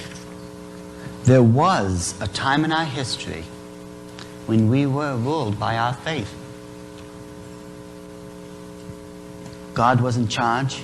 We'd listen to his shepherds. We'd follow the guidance of the Holy Spirit. This is how we actually were ruled at one time. Think of, what happened when the Pilgrims landed on Plymouth Rock. Do you know that these people really knew their doctrine and things? I mean, most people think that these were just a bunch of survivalists. No, they, among other things, you know that they did not allow on America the practice of Halloween or Christmas because they knew their occult origins. It was only 50 years later that these and other occult holidays were allowed to be brought into America. But these people were ruled by their faith.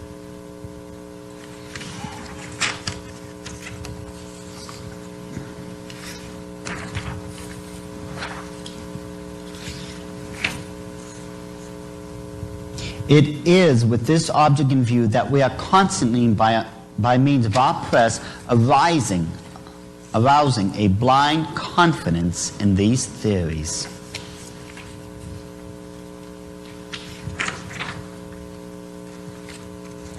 We have long taken care to discredit the priesthood of the Goyim, and thereby to ruin their mission on earth, which in these days might still be a great hindrance to us. Day by day, its influence on the peoples of the world is falling lower. What was the great mission that God gave over to his children, the priesthood? What was this great mission we were given?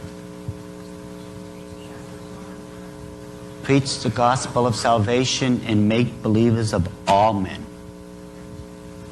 Do you know why the Illuminati had to do this? Because they state we could still be a great hindrance to them if we were doing this. But their statement, day by day, its influence on the peoples of the world is falling lower. And that's because we're doing less and less and less as the months and years are rolling by. I don't think we have to wait for revival to happen. I think our own individual actions, collectively working, will cause it to come about.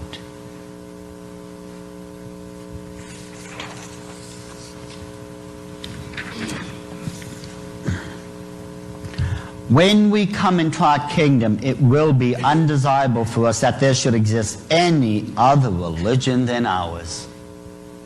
Let's face it, the Illuminati does not like competition. They're going to form a one-world religion with Lucifer being the head of it. We must therefore sweep away all other forms of belief. Isn't it funny? If I was to take my Bible and walk into a high school, junior high, I could be arrested and thrown in prison. Yet, and I did this when I was younger, I could take a copy of the Satanic Bible and no one can lift a finger to me. Tell me something is not going on here.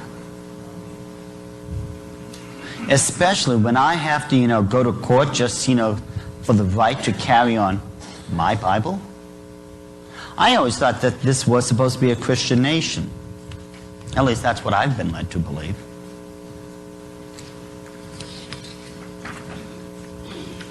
This is a good one. Listen very carefully.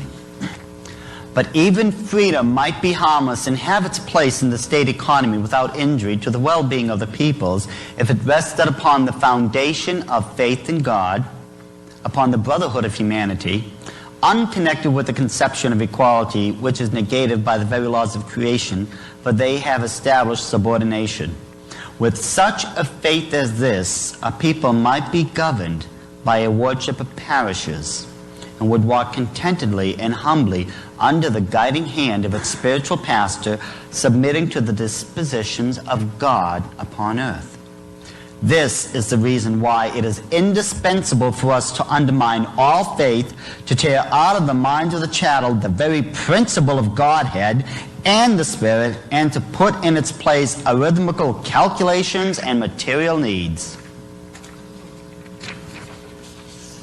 You people are such a threat to them that they literally had to tear out of the people's minds the principle of Godhead, the need of the Holy Spirit, and to place in it ridiculous sciences and material needs. Well, I've just got to outdo the Joneses. I've got to work 20 hours in 24 days just so I can prove that I'm better than they are. Funny thing is, my Bible reminds me that we are supposed to be equal. I never read where it said I'm better than anyone. As a matter of fact, Paul once said, I am the chief of all sinners. Paul understood his position. He was no better than anyone else. And yet, the Illuminati is making sure that we think we have to be better than our next door neighbors. I've seen it happen more times than I know what to do with. Abolition of all religion. How did they plan to do this? By discrediting the priesthood or the Christian church and replacing faith in God with scientific theory. Why? so the people would be guided by the Illuminati and not by God. Why do you think right now incidences such as the Oklahoma City bombing, the David Koresh incident, all these things, among other things, are making Christianity look very bad? Literally speaking, we're being made to look like we're right-wing fundamentalist kooks. That's what they want to do. And the thing is, we're letting them do it and get away with it. They're not going to speak out for our good, so it's about time we start speaking up for our own good.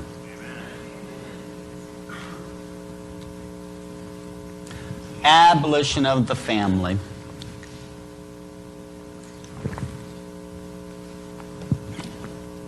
This is one of my favorites. How do they plan to take care of the family? There's only one little section I took out of the protocols, because as far as I'm concerned, it says it all. We shall destroy among the chattel the importance of the family and its educational value. I think that about says it all, don't you? You know? They said what they're going to do is just take the importance of it and get rid of it. If they do that, they've got it. How were they doing this? Well, how many of you can say population zero growth? Occult run daycare centers. Consider that 1 in every 2 marriages end up in divorce. How about these modern day temples of Moloch, which we politically, in the correct vernacular, call abortion clinics? If you study the way they are executing these babies in these abortion clinics, you're going to find out that these methods are old hat. They were doing it all the way back in the temples of Moloch. This is why during the early parts of the 70s, the Illuminati were funneling tens of millions of dollars behind this cause, because they wanted all this blood to be spilled, because it would be considered very viable human sacrifices unto Lucifer.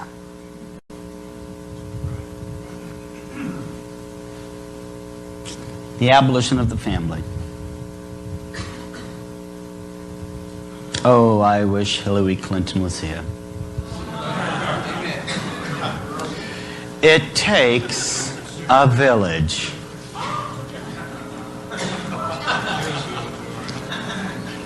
Now, if I understand the Bible correctly, and I think after 18 years, I've gotten a couple things right. I believe it said mother, father, and that's it. I don't remember giving these people in the government permission to raise my children in the way they say it's going to be done. I don't remember saying that they're going to educate them in the schools the way they feel it's done. Hillary, darling, if you're listening to me, if you really believe this, then let me tell you, it takes a village idiot.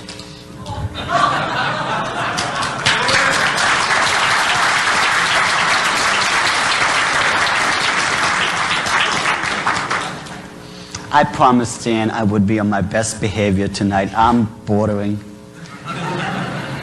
How do they intend to get rid of the family? Well, by destroying the importance of the family unit and the value of it. Why? So that the family unit will then be replaced by loyalty to the Illuminati state. Now, isn't this exactly what happened in those communist countries? You weren't an individual, you were a member of the state. Now, isn't this what the Bible prophesies is going to happen? But we're going to get into this. We'll get into that in a bit. The creation of a new world order, the 7th part of their plan.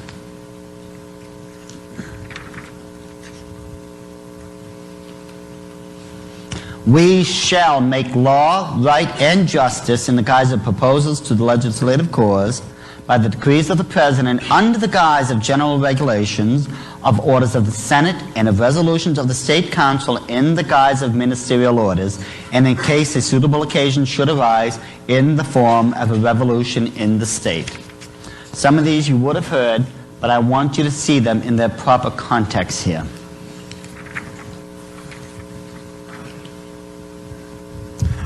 The recognition, start at the top of the paragraph if you would.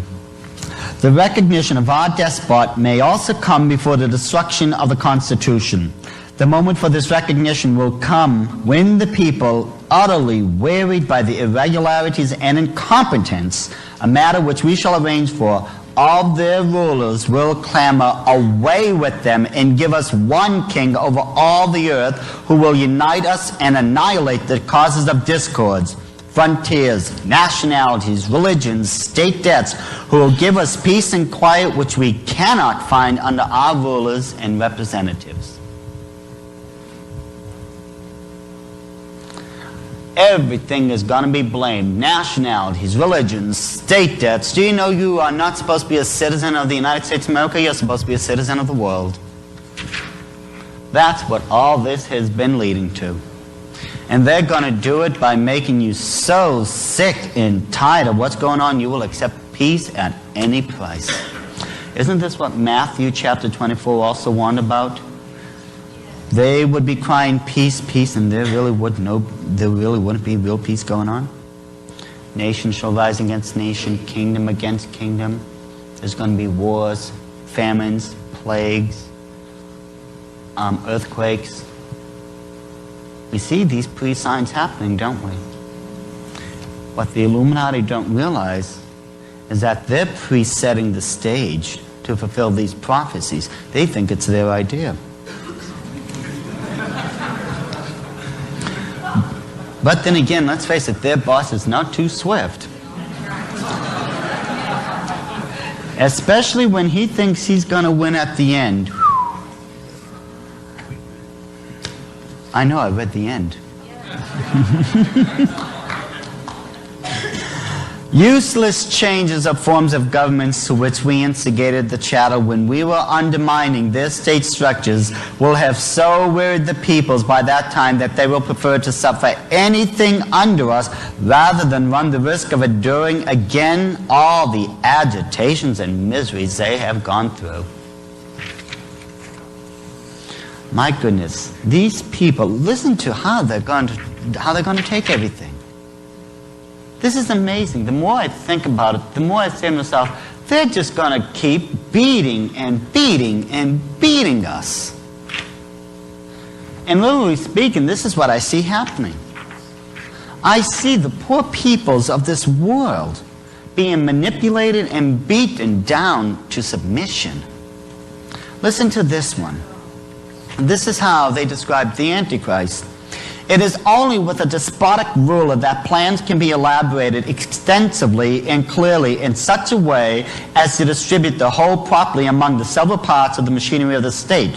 From this conclusion is inevitable that a satisfactory form of government for any country is one that concentrates in the hands of one responsible person. Without an absolute despotism, there can be no existence for civilization, which is carried on not by the masses, but by their guide, whoever that person may be. A one-world despotic ruler. Isn't that what the Bible calls the Antichrist? Listen to what they say about him. They've got a lot on this guy. When the hour strikes for our sovereign Lord of all the world to be crowned, it is these same hands which will sweep away everything that might be a hindrance thereto. You get in their way, people, they will show you what martyrdom is all about. And I guarantee you right now, if you people aren't prepared for it right now, you better start getting ready. Because we are entering a very dynamic and very dangerous period of prophetical history. Martyrdom for Christians is going to come fast, it's going to come heavy, and it's going to come on a scale no one could ever have foreseen. what our poor brothers and sisters in the past has gone to is going to be nothing in comparison to the blood that's going to be spilled. You have to commit yourselves. You have to honestly ask yourselves, am I ready? Am I ready to die for Christ? And if you're not, there's nothing wrong with it, people. You've admitted there's a problem. And what you've got to do is start working on solving that problem.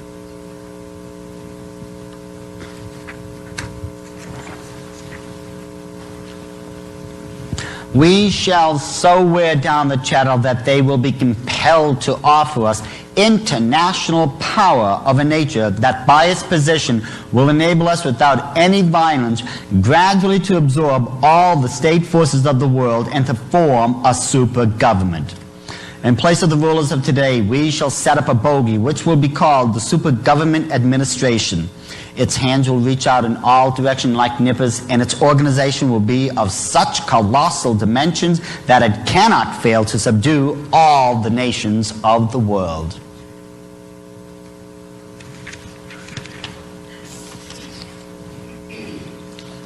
Isn't this what's predicted in Revelation, Daniel, and other places? But we will not give them peace until they openly acknowledge our international super government and with submissiveness.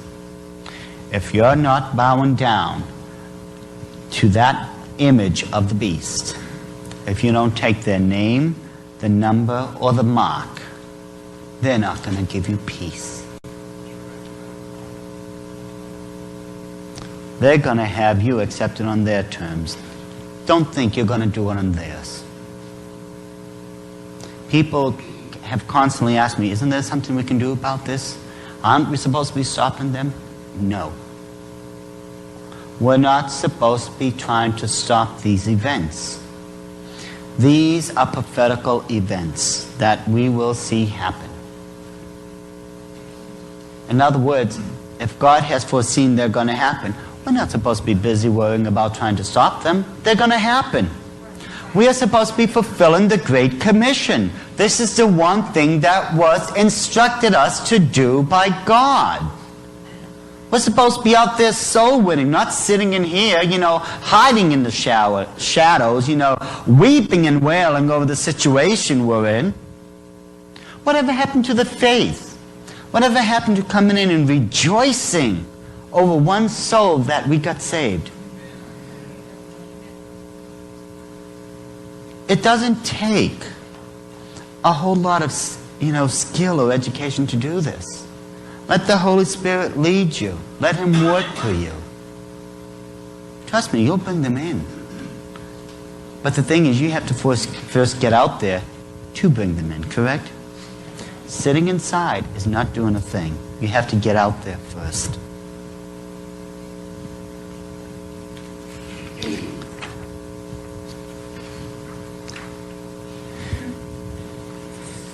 And our kingdom will be distinguished by a despotism of such magnificent proportion as to be at any moment and in every place to wipe out any chattel who opposes us by deed or word. You speak out against this big brother type government, you raise a finger against them, and I guarantee you they're going to come on you like a ton of bricks. But that's okay. I've had worse problems in this life. Again, what are they going to do? Threaten me with God? I mean, this really kills me, people. I have to tell you, they think that these threats have some meaning. That I'm supposed to be running and hiding. Now, which one of you would really run away from this type of a death threat? Either start doing what I tell you to do, or you're going to go to God.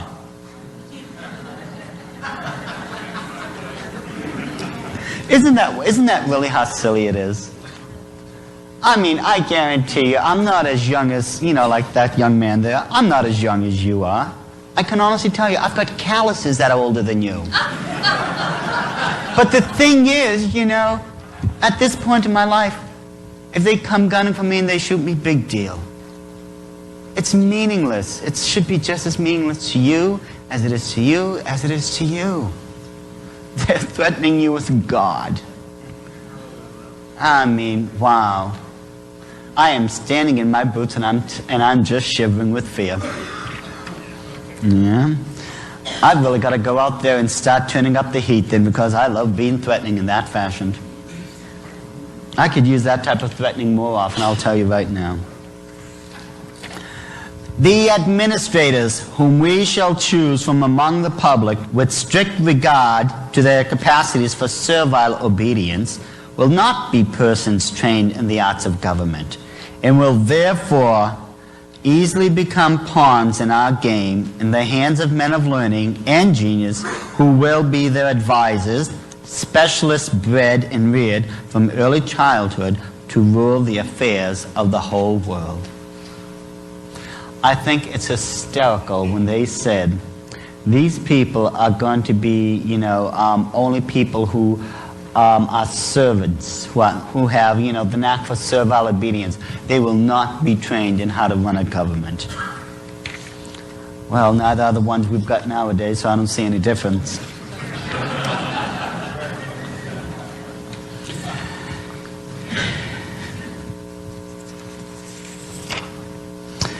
In this difference in capacity for thought between the chattel and ourselves may be clearly discerned the seal of our position on the chosen people and of our, get this, higher quality of humanness.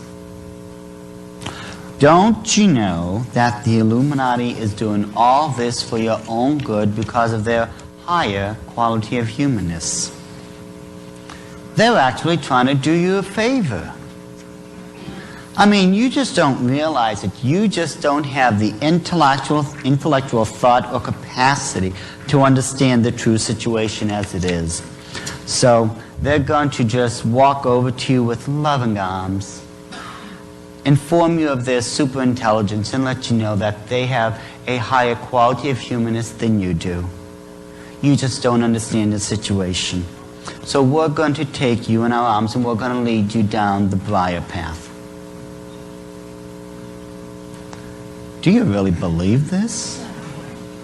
I mean, I will grant you the arrogance, the sheer arrogance of Lucifer when he first started that war in heaven. I mean, there was arrogance in action, but this is beyond the point of it now.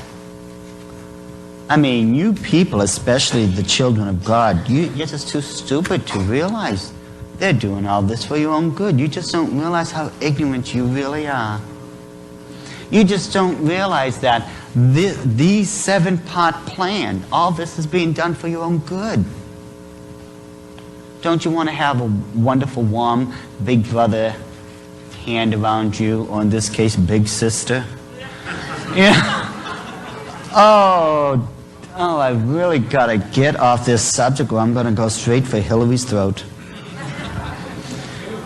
You know, no, I've got to behave. I really have to behave. Some people may doubt my Christianity at that point then. Remember, I'm supposed to be nice. I'm supposed to be kind to her. Well, I didn't say I don't like her. No, I just don't like what she does.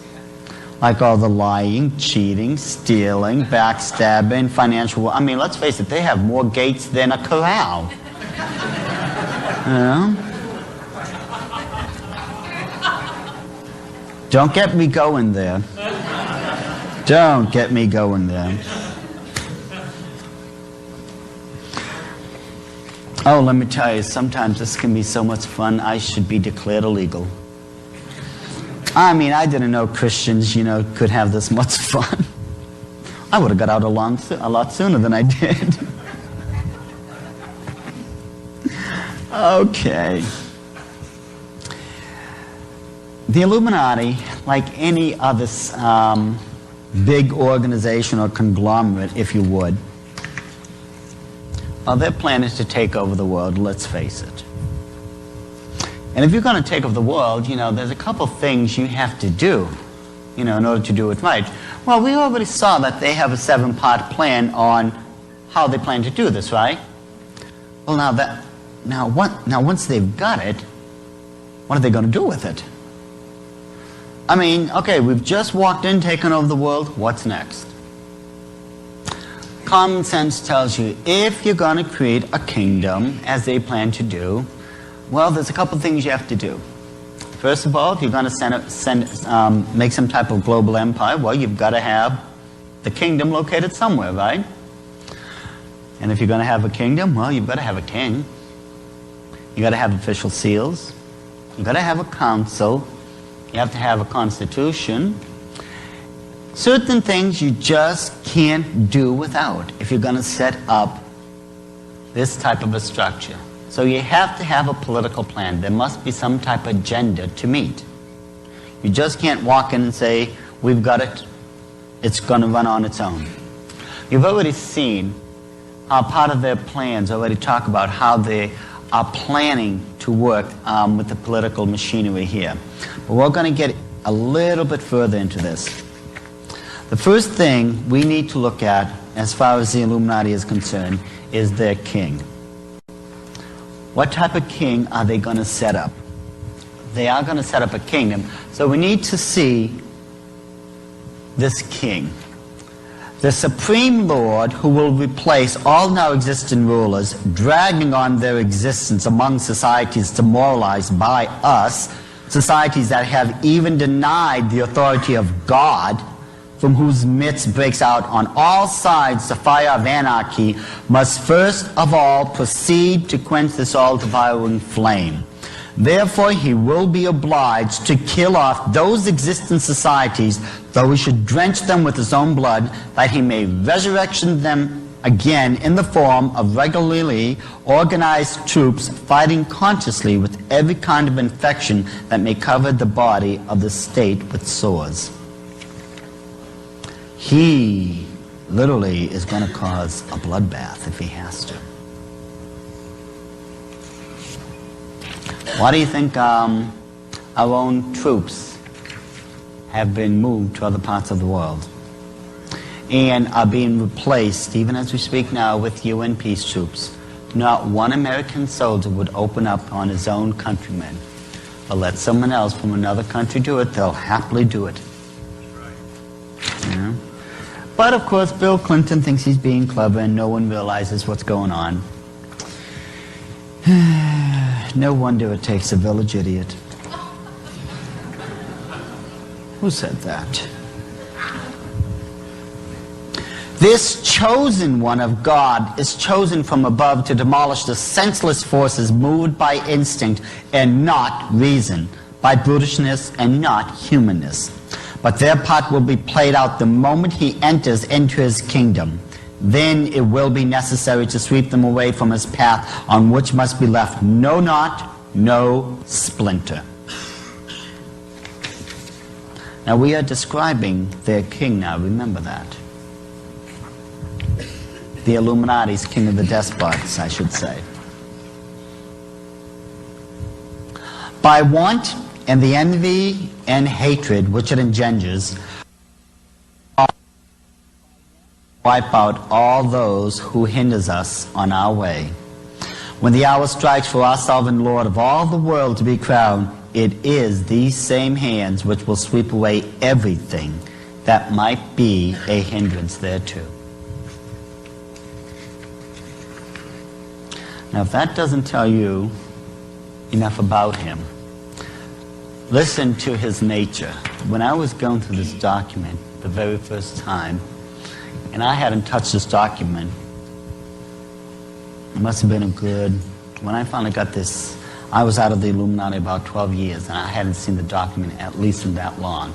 But some of this, when I was reading it as a born-again Christian, it took on a whole different complexion. It is only with a despotic ruler that plans can be elaborated extensively and clearly in such a way as to distribute the whole properly among the several parts of the machinery of the state. From this, the conclusion is inevitable, that a satisfactory form of government for any country is one that concentrates in the hands of one responsible person. Without an absolute despotism, there can be no existence for civilization, which is carried on not by the masses, but by their guide, whosoever that person may be.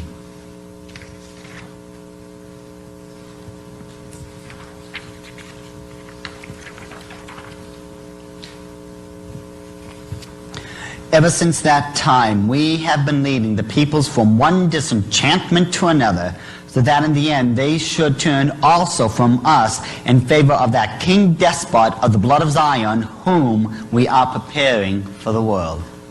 Now, isn't it interesting? This king of the despot is going to be Jewish. Isn't that what the Bible prophesied? He's going to not only be Jewish, but he's going to know from which tribe he's descended from. And they think it's their idea. Some people just never learn.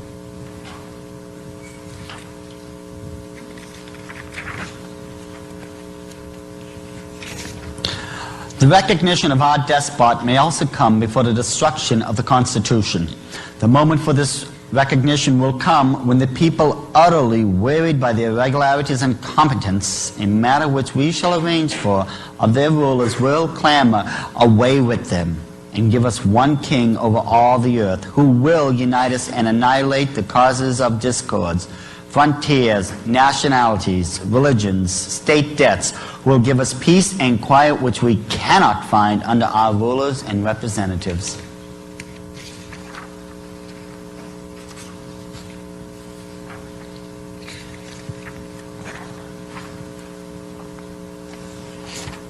It is this which has served as the basis for our organization of secret masonry, which is not known to, and aims which not even so much as suspected by these chattel, attracted by us into the show army of Masonic lodges in order to throw dust in the eyes of their fellows. As we've already gone over, and I feel so bad for those people, but 95% of all Masons have been so badly deceived and lied to.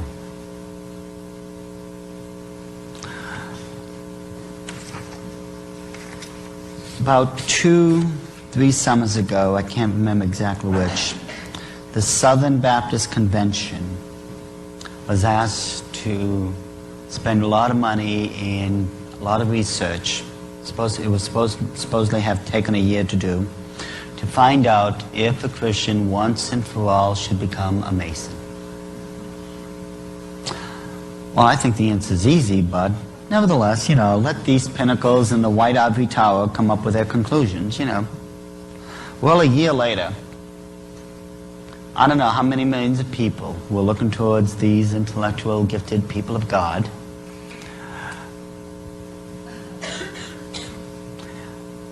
for the final answer.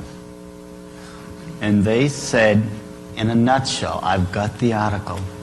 You're going to have to make up your own minds. Oh, what a shame. I don't know what these people were doing in that year, but it certainly wasn't any type of proper research. The people were looking to them for a yes or no answer. And doesn't the Bible say, let your yeas be yeas, let your nays be nays? Not let your if, ands, and buts dangle out there instead. No. I just don't understand this, folks. Sometimes I just don't understand this. We're supposed to be Christians, and sometimes it really gets frustrating.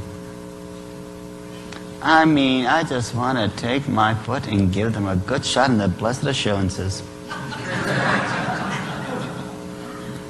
And I'm going to keep going, because if I chase that rabbit, I may never get back again. Now you know why I don't stand behind podiums. Listen to this. Today, I may tell you that our goal is now only a few steps off. There remains a small space to cross, and the whole long path we have trodden is ready now to close its cycle of the symbolic snake by which we symbolize our people. Well, we know Scripture tells us about the deception of the serpent. What people don't realize is that there is a very ancient symbol that the Illuminati have adopted. It's a symbol of reincarnation. It's known as the Ouroboros. It's a red serpent who's going around in a circle and devouring its tail. It's completing the cycle of life. How many of you have seen that wonderful new symbol of the lucid technology, that red circle and all this? Well, if you look at it very carefully, that's a serpent devouring its tail. If you look at this new television show, Millennium, look behind the name. You're going to see that Ouroboros, a red serpent going around in a circle devouring its tail. And here's an interesting one for you to chew on. Why do you think the only letter that is red in the Mobil gas logo is a red O? But that's another story.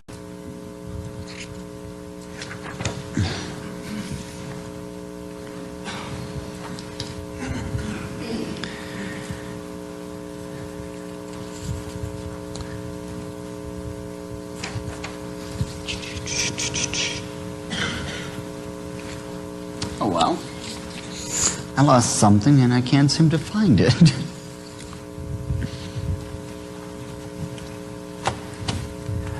Oh, God be praised. Well, anyways, he has a kingdom. Or I should say, this is going to be the nature of the king. Now, their kingdom, this is how they describe it. Our right lies in force. The word right is an abstract thought and proved by nothing. The word means no more than give me what I want in order that thereby I may have a proof that I am stronger than you. Where does right begin? Where does right end? My goodness, do you know what these people would be capable with that type of mentality? I am just so glad that the Bible tells us what is right and what is wrong. Because especially in the day and age we live in, we need a guidance. We need a guide so badly.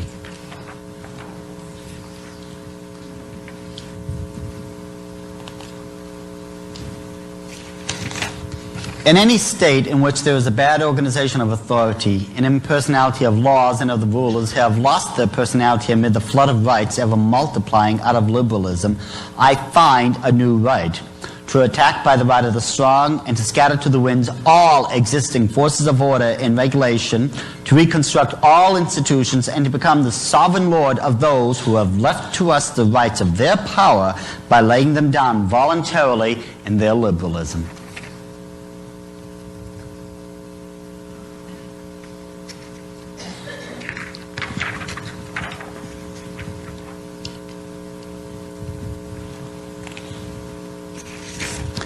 Our power, in the present tottering condition of all forms of power, will be more invincible than any other because it will remain invisible until the moment when it has gained such strength that no cunning can any longer undermine it. Do you realize they are going to gain so much strength, so much momentum that no matter what anyone tries, they won't be able to be stopped? Even the Bible says they are going to have their way for 7 years. What we need to do is educate ourselves as to what's going on. We're not supposed to be trying to stop them. We have to be educating the people as to what's going on with them. And through this education, waken them up to the need of salvation. This is what we're supposed to be doing.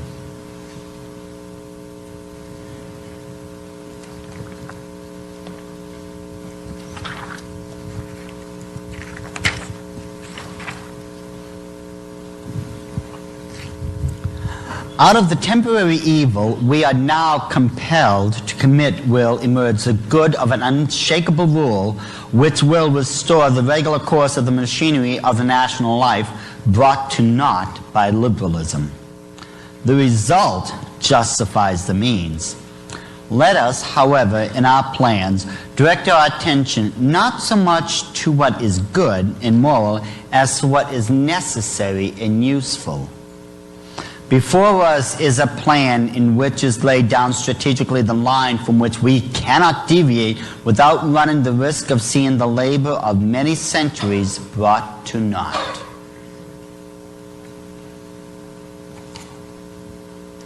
The result, or the end, justifies the mean. We don't have to worry about so much as what is good and moral, but only what is necessary and useful.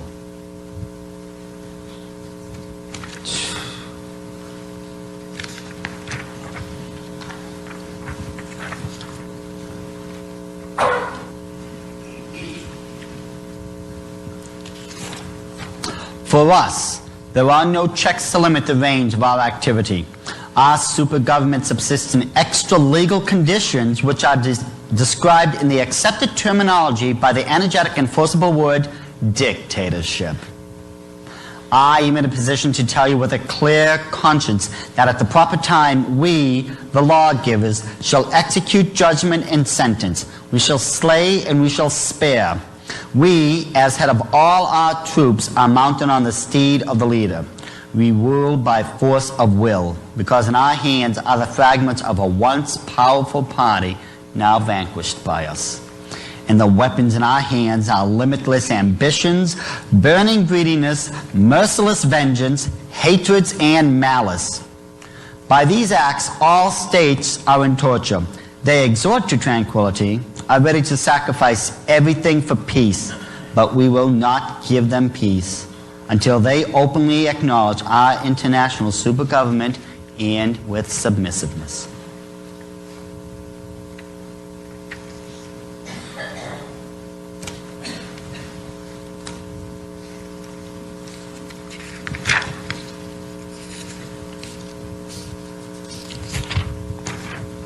We shall create an intensified centralization of government in order to grip in our hands all the forces of the community. We shall regulate mechanically all the actions of the political life of our subjects by new laws.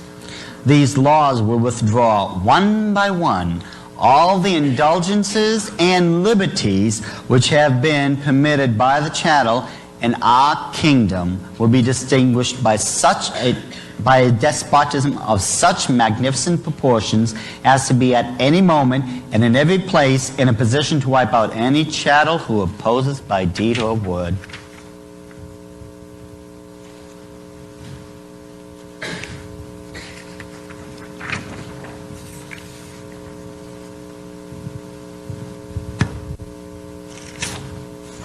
In the times when the peoples looked upon kings on their thrones as on a pure manifestation of the will of God, they submitted without a murmur to the despotic power of kings. But from the day when we insinuated into their minds the conception of their own rights, they began to regard the occupants of thrones as mere ordinary mortals. When we also robbed them of their faith in God, the might of power was flung upon the streets into the place of public proprietorship and was seized by us. My goodness, when we also robbed them of their faith in God. Darwinism, Marxism, communism, atheism. These things just didn't happen. They were very, very carefully orchestrated and very carefully executed.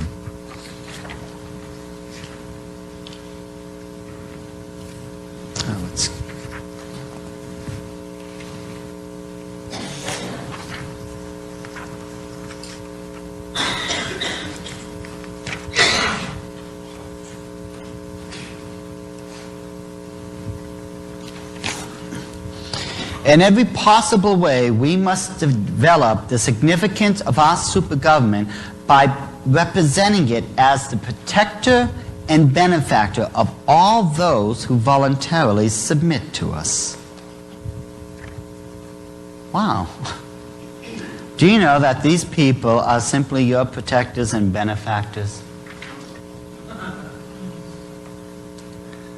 I mean, this is your big brother, big sister routine again, isn't it? I mean, they are going to be your protector and benefactor. Well, let me tell you right now, if these are supposed to be my friends, I don't even want to know who my enemies are.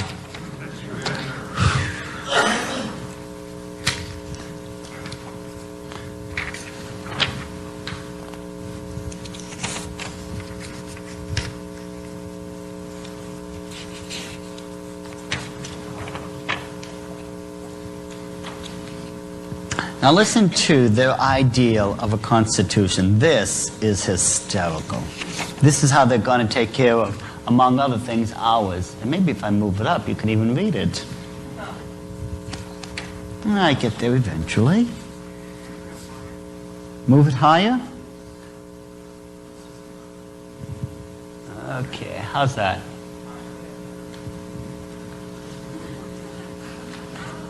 If it get any higher, it'll be raptured.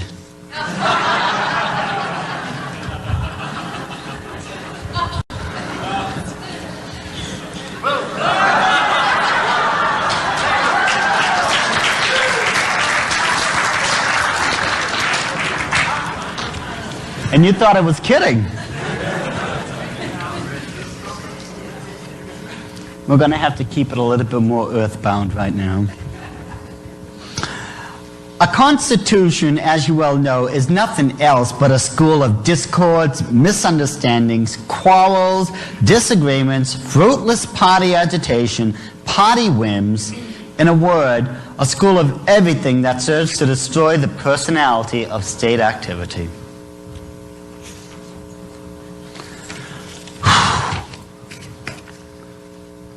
Well, I think that says it all.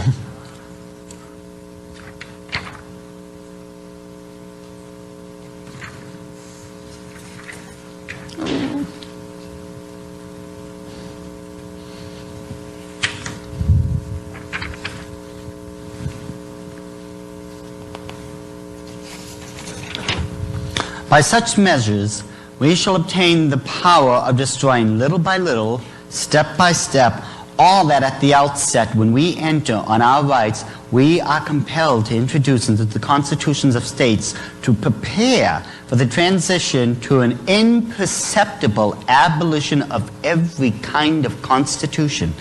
And then the time has come to turn every form of government into our despotism.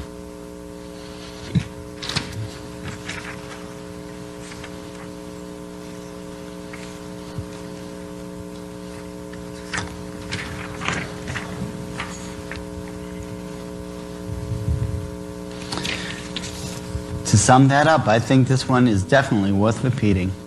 This, then, is the program of the new Constitution. We shall make law, right, and justice in the guise of proposals to the legislative cause, by the decrees of the President under the guise of general regulations, of orders of the Senate, and of resolutions of the State Council in the guise of ministerial orders, and in case a suitable occasion should arise, in the form of a revolution in the state.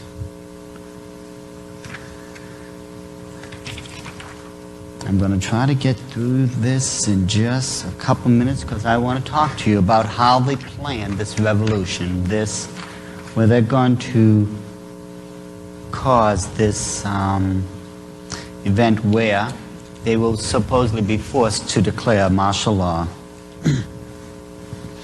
What we want is that from the first moment of its promulgation, while the peoples of the world are still stunned by the accomplished fact of the revolution, still in a condition of terror and uncertainty, that they should recognize once for all that we are so strong, so inexpugnable, so superabundantly filled with power that in no case shall we take any account of them, and so far from paying any attention to their opinions or wishes, we are ready and able to crush with irresistible power all expression or manifestation thereof at every moment and in every place, that we have seized at once everything we wanted, and shall in no case divide our power with them.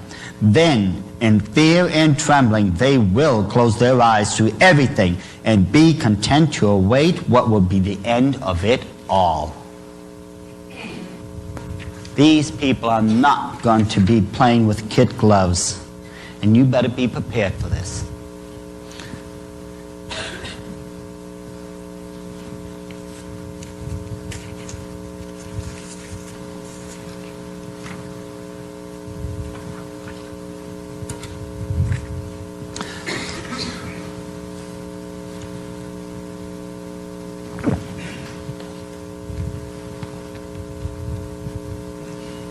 I think by now, especially after we've taken a look at the 7-part plan that the Illuminati does have for the creation of their New World Order, and after having gone through their political agenda, I think we have a good idea of what they're doing, what they plan to do, and what the entire nature of their agenda is going to be like. I mean, their own writings make it very clear. This is going to be a global despot. This person is going to make Hitler look like a beginner. Literally, he hates every single one of you in this room already, and he doesn't even know you. Because he knows the one driving force that could stop them are us. But we're supposed to be doing something other than worrying about them. We're supposed to be worrying about all those souls that they're taking straight to hell. Now we have to think to ourselves, and I want you to ask yourselves this very serious question. Do you have to really wait to get to heaven to start acting like a child of the King? Why aren't we acting like it? Aren't we supposed to be the emissaries, the ambassadors of the heavenly kingdom upon this face of the earth? Aren't we the ones that's supposed to be telling everyone about God, about Jesus Christ, about salvation? Why aren't we out there doing this? As I said, my heart literally is just being torn over the occultists because no one's witnessing to them. And I have to tell you, I'm only one person. But there's a whole lot of other one people here that if we work together, we could do something. So I want you to seriously consider the nature of the problem we're facing. But I want you also to consider the nature of the answer that's within all of us. The last section that we will be covering in this discussion will be what I call the protocols and prophecies. We are literally going to be taking the protocols of Zion, which I think for now we've proven cannot possibly represent a Zionist/Jewish conspiracy. It's obviously an Illuminati conspiracy. What we're going to be doing, we're going to be taking their own material, we're going to be comparing it to the 13th chapter of the book of Revelation, and we're going to see if they line up. Because I am convinced, especially after doing all the research I've done, not just, of course, in the scriptures, but when you compare the writings of the Illuminati to the Illuminati, the writings of the Illuminati to the Bible, you're going to find out that right now, the Illuminati, without realizing it, are actually pre-designing things that are going to be fulfilled in the book of Revelation. And so it's really almost poetic justice that the deceivers end up as the deceived. What we're going to do, we're going to go basically verse by verse through the 13th chapter of the book of Revelation. So if you have your Bibles, I would advise you to take them out right now and turn to the 13th chapter in the book of Revelation.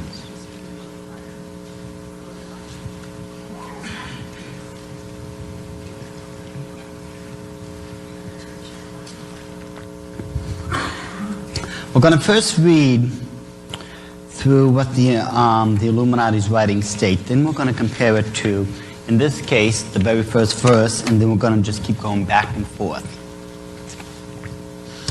By all these means, we shall so wear down the chattel that they will be compelled to offer us international power of a nature that by its position will enable us without any violence gradually to absorb all the state forces of the world and to form a super government. In place of the rulers of today, we shall set up a bogey which we've called the super government administration. Its hands will reach out in all directions like nippers, and its organization will be of such colossal dimensions that it cannot fail to subdue all the nations of the world.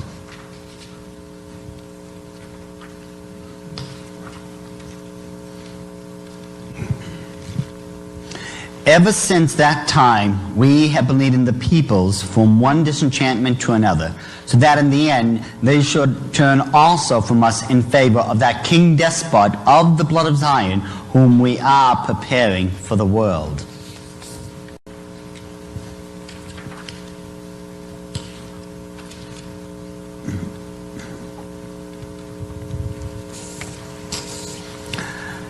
When we at last definitely come into our kingdom by the aid of coup d'etat, prepared everywhere for one and the same day, after the worthlessness of all existing forms of government has been definitely acknowledged, and not a little time will pass before that comes about, perhaps even a whole century, we shall make it our task to see that against us such things as plots shall no longer exist.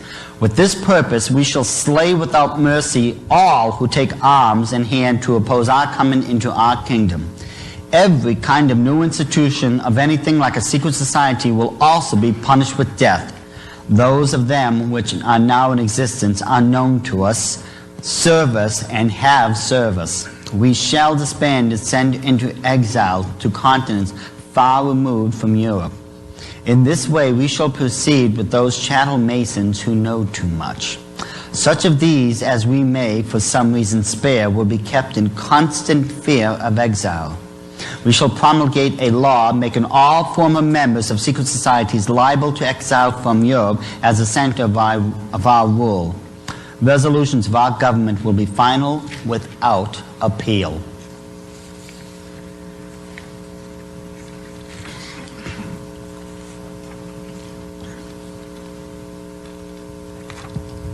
When we come into our kingdom, our orators will expound great problems which have turned humanity upside down in order to bring it at the end under our beneficent rule. Who will ever suspect then that all these people were stage managed by us according to a political plan which no one has guessed so much at in the course of many centuries? Even they admit that they have stage managed everything. And this is a copy of their map, how they plan to divide everything into 10 sections. Notice how, of course, North America is no longer, autonomous. I mean, we have Canada there and some of the Virgin Islands with it. We have Africa, South America, Asia. But if you notice, they already have it all subdivided. They refer to these as 10 kingdoms. Now, isn't that what the scriptures refer to it? Verse 1 states, "And I stood upon the sand of the sea and saw a beast rise up out of the sea, having 7 heads and 10 horns, and upon his horns 10 crowns, and upon his heads the name of blasphemy." A 10-kingdom world. That's what their writing states, and that's exactly what the Bible agrees on.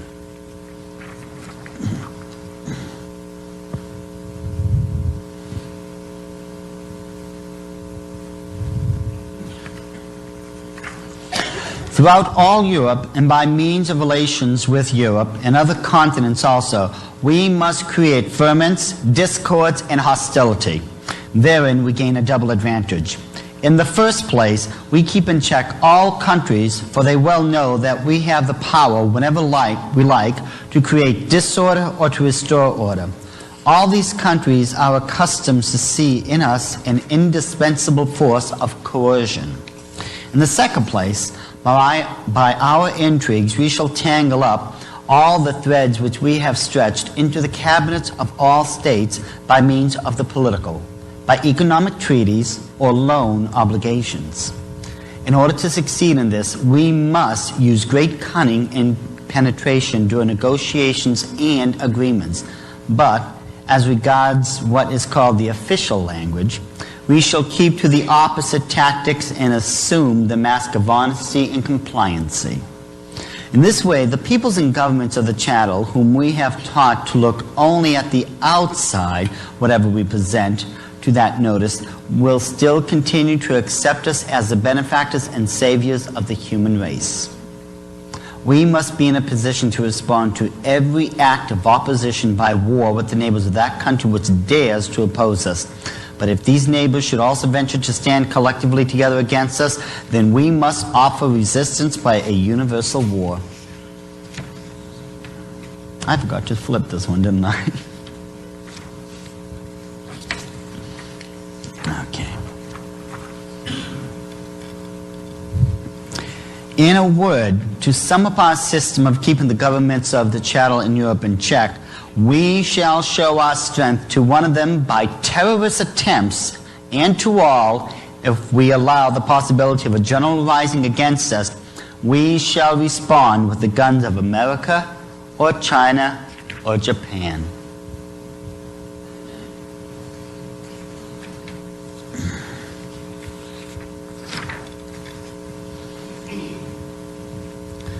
Verse 2 says, "And the beast which I saw was like unto a leopard, and his feet were as the feet of a bear, and his mouth as the mouth of a lion. And the dragon gave him his power and his seat and great authority." Power, a seat, and great authority. Isn't this what we just found out about this particular individual?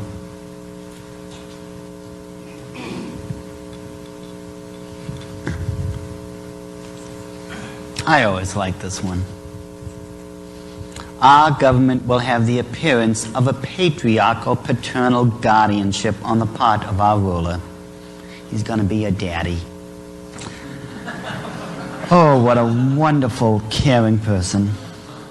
Our own nation and our subjects will discern in his person a father, caring for their every need, their every act, their every interrelations as subjects one with another, as well as their relations to the ruler.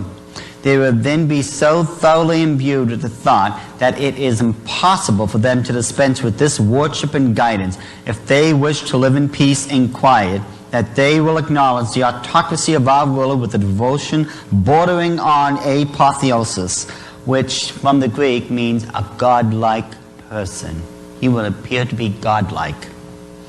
Especially when they are convinced that those whom we set up do not put their own in place of his authority, but only blindly execute his dictates.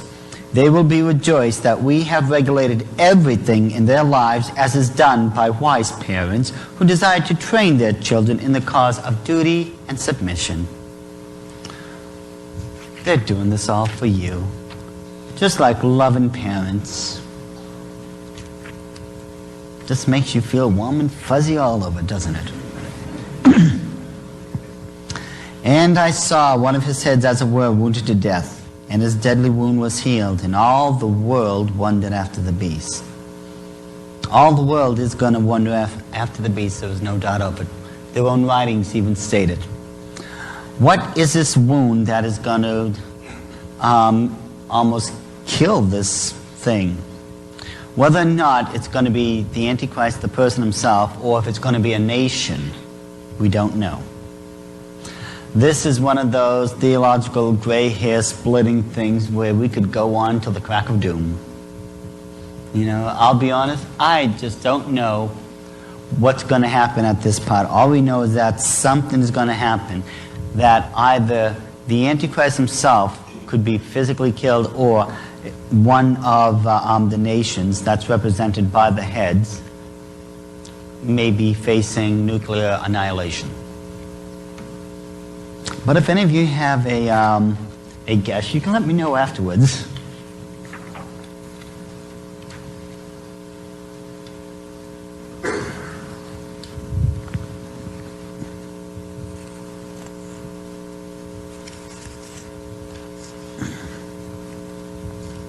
For us, there are no checks to limit the range of our activity. Our supergovernment subsists in extra-legal conditions which are described in the accepted terminology by the energetic and forcible word dictatorship. Well, I think that just about says it all for that one. And they worship the dragon which gave power unto the beast. And they worship the beast, saying, Who is like unto the beast? Who is able to make war with him? Now think about this. This guy literally is going to be unstoppable, because as far as I do know, if I'm reading the prophecies correctly, it does appear as if China will be moving against the Antichrist. And possibly maybe even Russia, I'm not sure. But nevertheless, this guy literally will be able to defeat them very easily and quickly. This guy will demonstrate his full power by destroying anyone who gets in his way. And this is just some of the things that the Bible warns us about this guy. But God be praised, at the end, as I stated before, no matter what happens, we still win.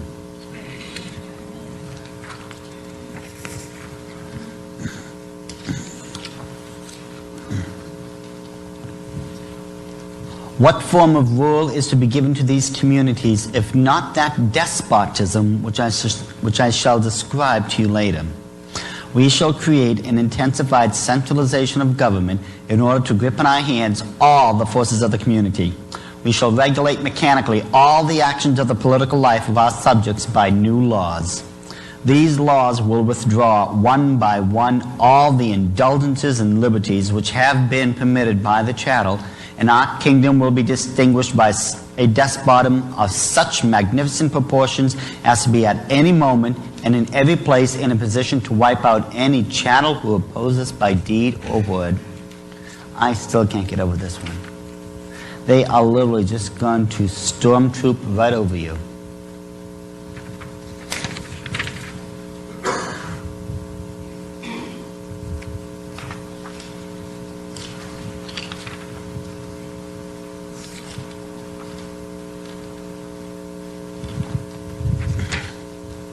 The recognition of our despot may also come before the destruction of the Constitution.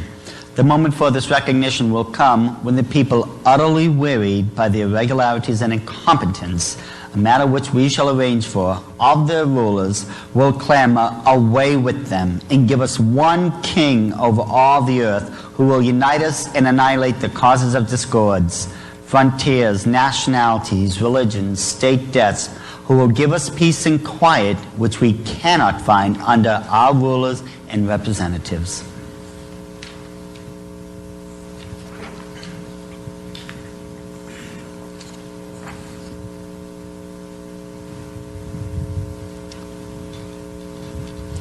It is this which has served as the basis for our organization of secret masonry, which is not known to, and aims which are not even so much as suspected by, these chattel, attracted by us into the show army of Masonic lodges in order to throw dust in the eyes of their fellows.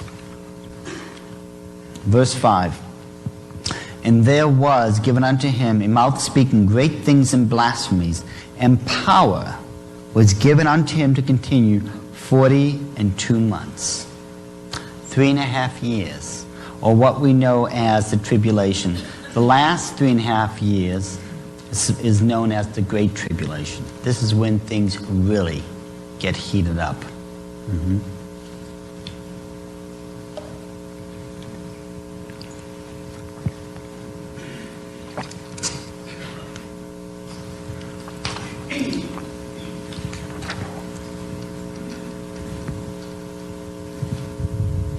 But even freedom might be harmless and have its place in the state economy without injury to the well-being of the peoples if it rested upon the foundation of faith in God, upon the brotherhood of humanity, unconnected with their conception of equality, which is negated by the very laws of creation, where they have established subordination. With such a faith as this, a people might be governed by a wardship of parishes, and would walk contentedly and humbly under the guiding hand of its spiritual pastor, submitting to the dispositions of God upon earth. This is the reason why it is indispensable for us to undermine all faith, to tear out of the minds of the chattel the very principle of Godhead and the Spirit, and to put in its place arithmetical calculations and material needs.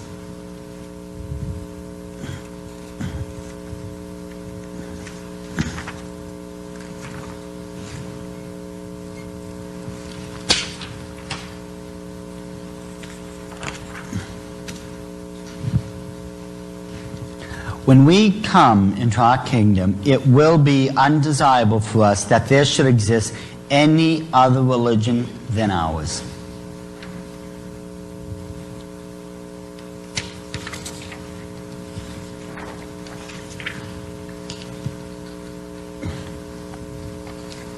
Useless changes are forms of government to which we instigated the chattel when we were undermining their state structures will have so wearied the people by that time that they will prefer to suffer anything unto us rather than run the risk of enduring again all the agitations and miseries they have gone through.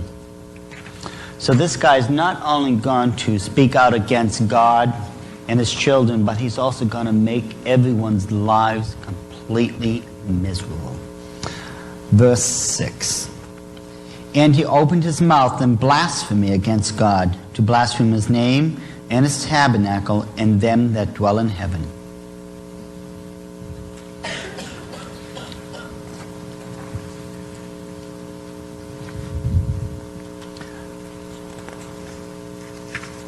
By want and the envy and hatred which it engenders, we shall move the mobs, and with their hands we shall wipe out all those who hinder us on our way.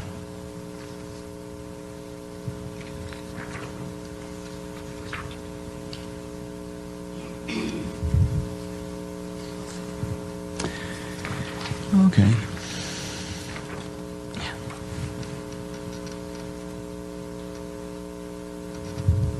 When the hour strikes for our sovereign Lord of all the world to be crowned, it is these same hands which will sweep away everything that might be a hindrance thereto.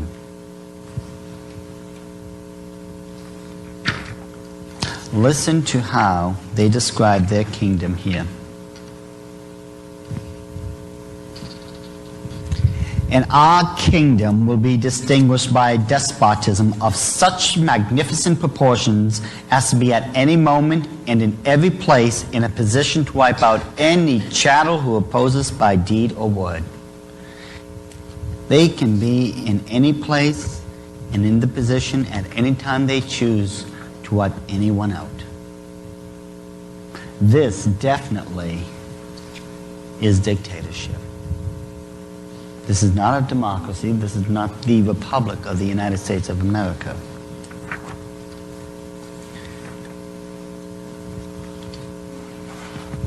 We must be in a position to respond to every act of opposition by war with the neighbors of that country which dares to oppose us. But if these neighbors should also venture to stand collectively together against us, then we must offer resistance by a universal war. And there will be a third world war. They're planning it right now. And if they get their way, it will be a nuclear one. Now, if they're smart, it won't be. Okay, this man is going to have power over all the world and over the Christians. You know, anyone who opposes him, that's it. Verse 7. And it was given unto him to make war with the saints and to overcome them. And power was given over him, and power was given over all kindreds and tongues and nations.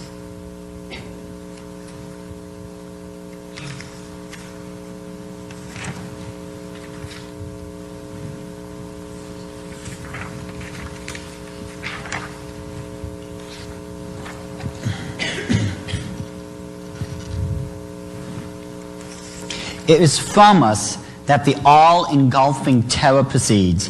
We have in our service persons of all opinions, of all doctrines, restaurating monarchists, demagogues, socialists, communists, and utopian dreamers of every kind. We have harnessed them all to the task. Each one of them, on his own account, is boring away at the last remnants of authority, is striving to overthrow all established form of order.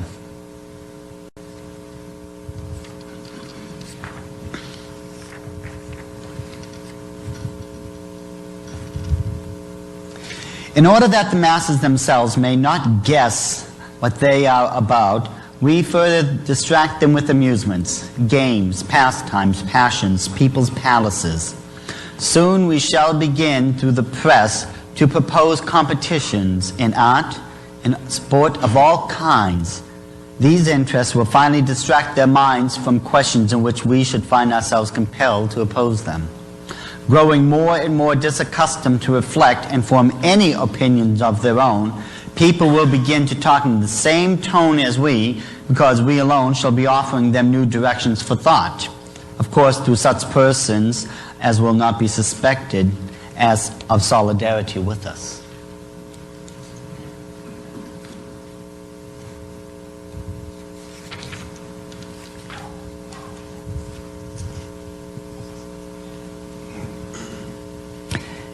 Verse 8. And all that dwell upon the earth shall worship him, whose names are not written in the book of life of the Lamb slain from the foundation of the world. Interesting enough, verse 9 just jumps in the middle of all this and states, if any man have an ear, let him hear. Even in the midst of all this, God is still trying to get a hold of these people's attention. Listen to what I'm saying, saith the Lord. I am still here.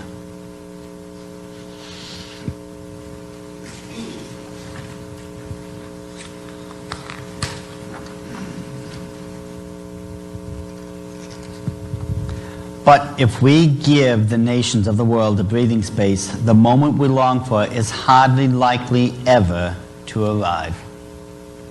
So they're not going to stop.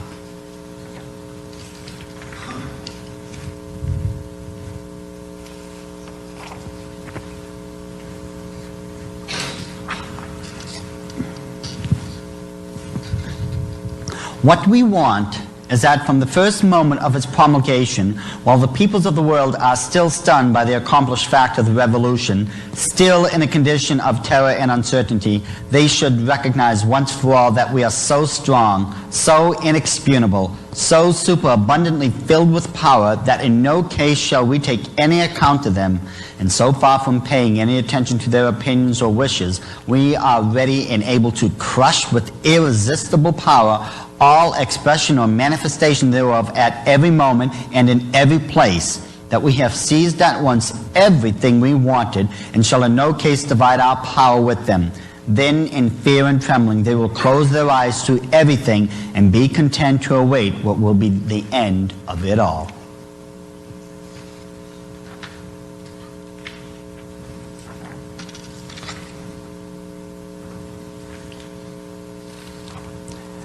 We shall make it our task to see that against us such things as plots shall no longer exist. With this purpose we shall slay without mercy all who take up arms in hands to oppose our coming into our kingdom.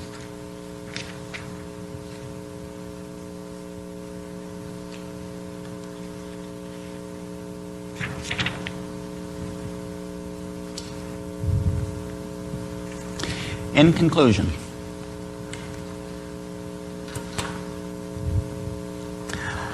I'm hoping that, even though I didn't have time to finish this, that I was able to show that there is an agreement here between what the Illuminati have written and what the protocols have been saying all along. I think, or at least I'm hoping, that through the two great seals, the maps of Washington, D.C., their political agenda, their 7-part plan, the protocols, the prophecies, and everything else, I'm simply hoping that I've awakened you at least enough to where you will take this information and share it with your neighbor, your friends, because I know you've got someone you can share this with. This way, it doesn't just stop, it goes on and goes on and goes on. What happens to it is going to be determined by you. If anyone have any questions or answers, Stan Johnson can give you, of course, my phone number, my address, my website, my email. Stan has the whole package. Let me just leave this thought with you, ladies and gentlemen. Once again, let me tell you, you don't have to wait to get to heaven to act like a child of the King. Do it now.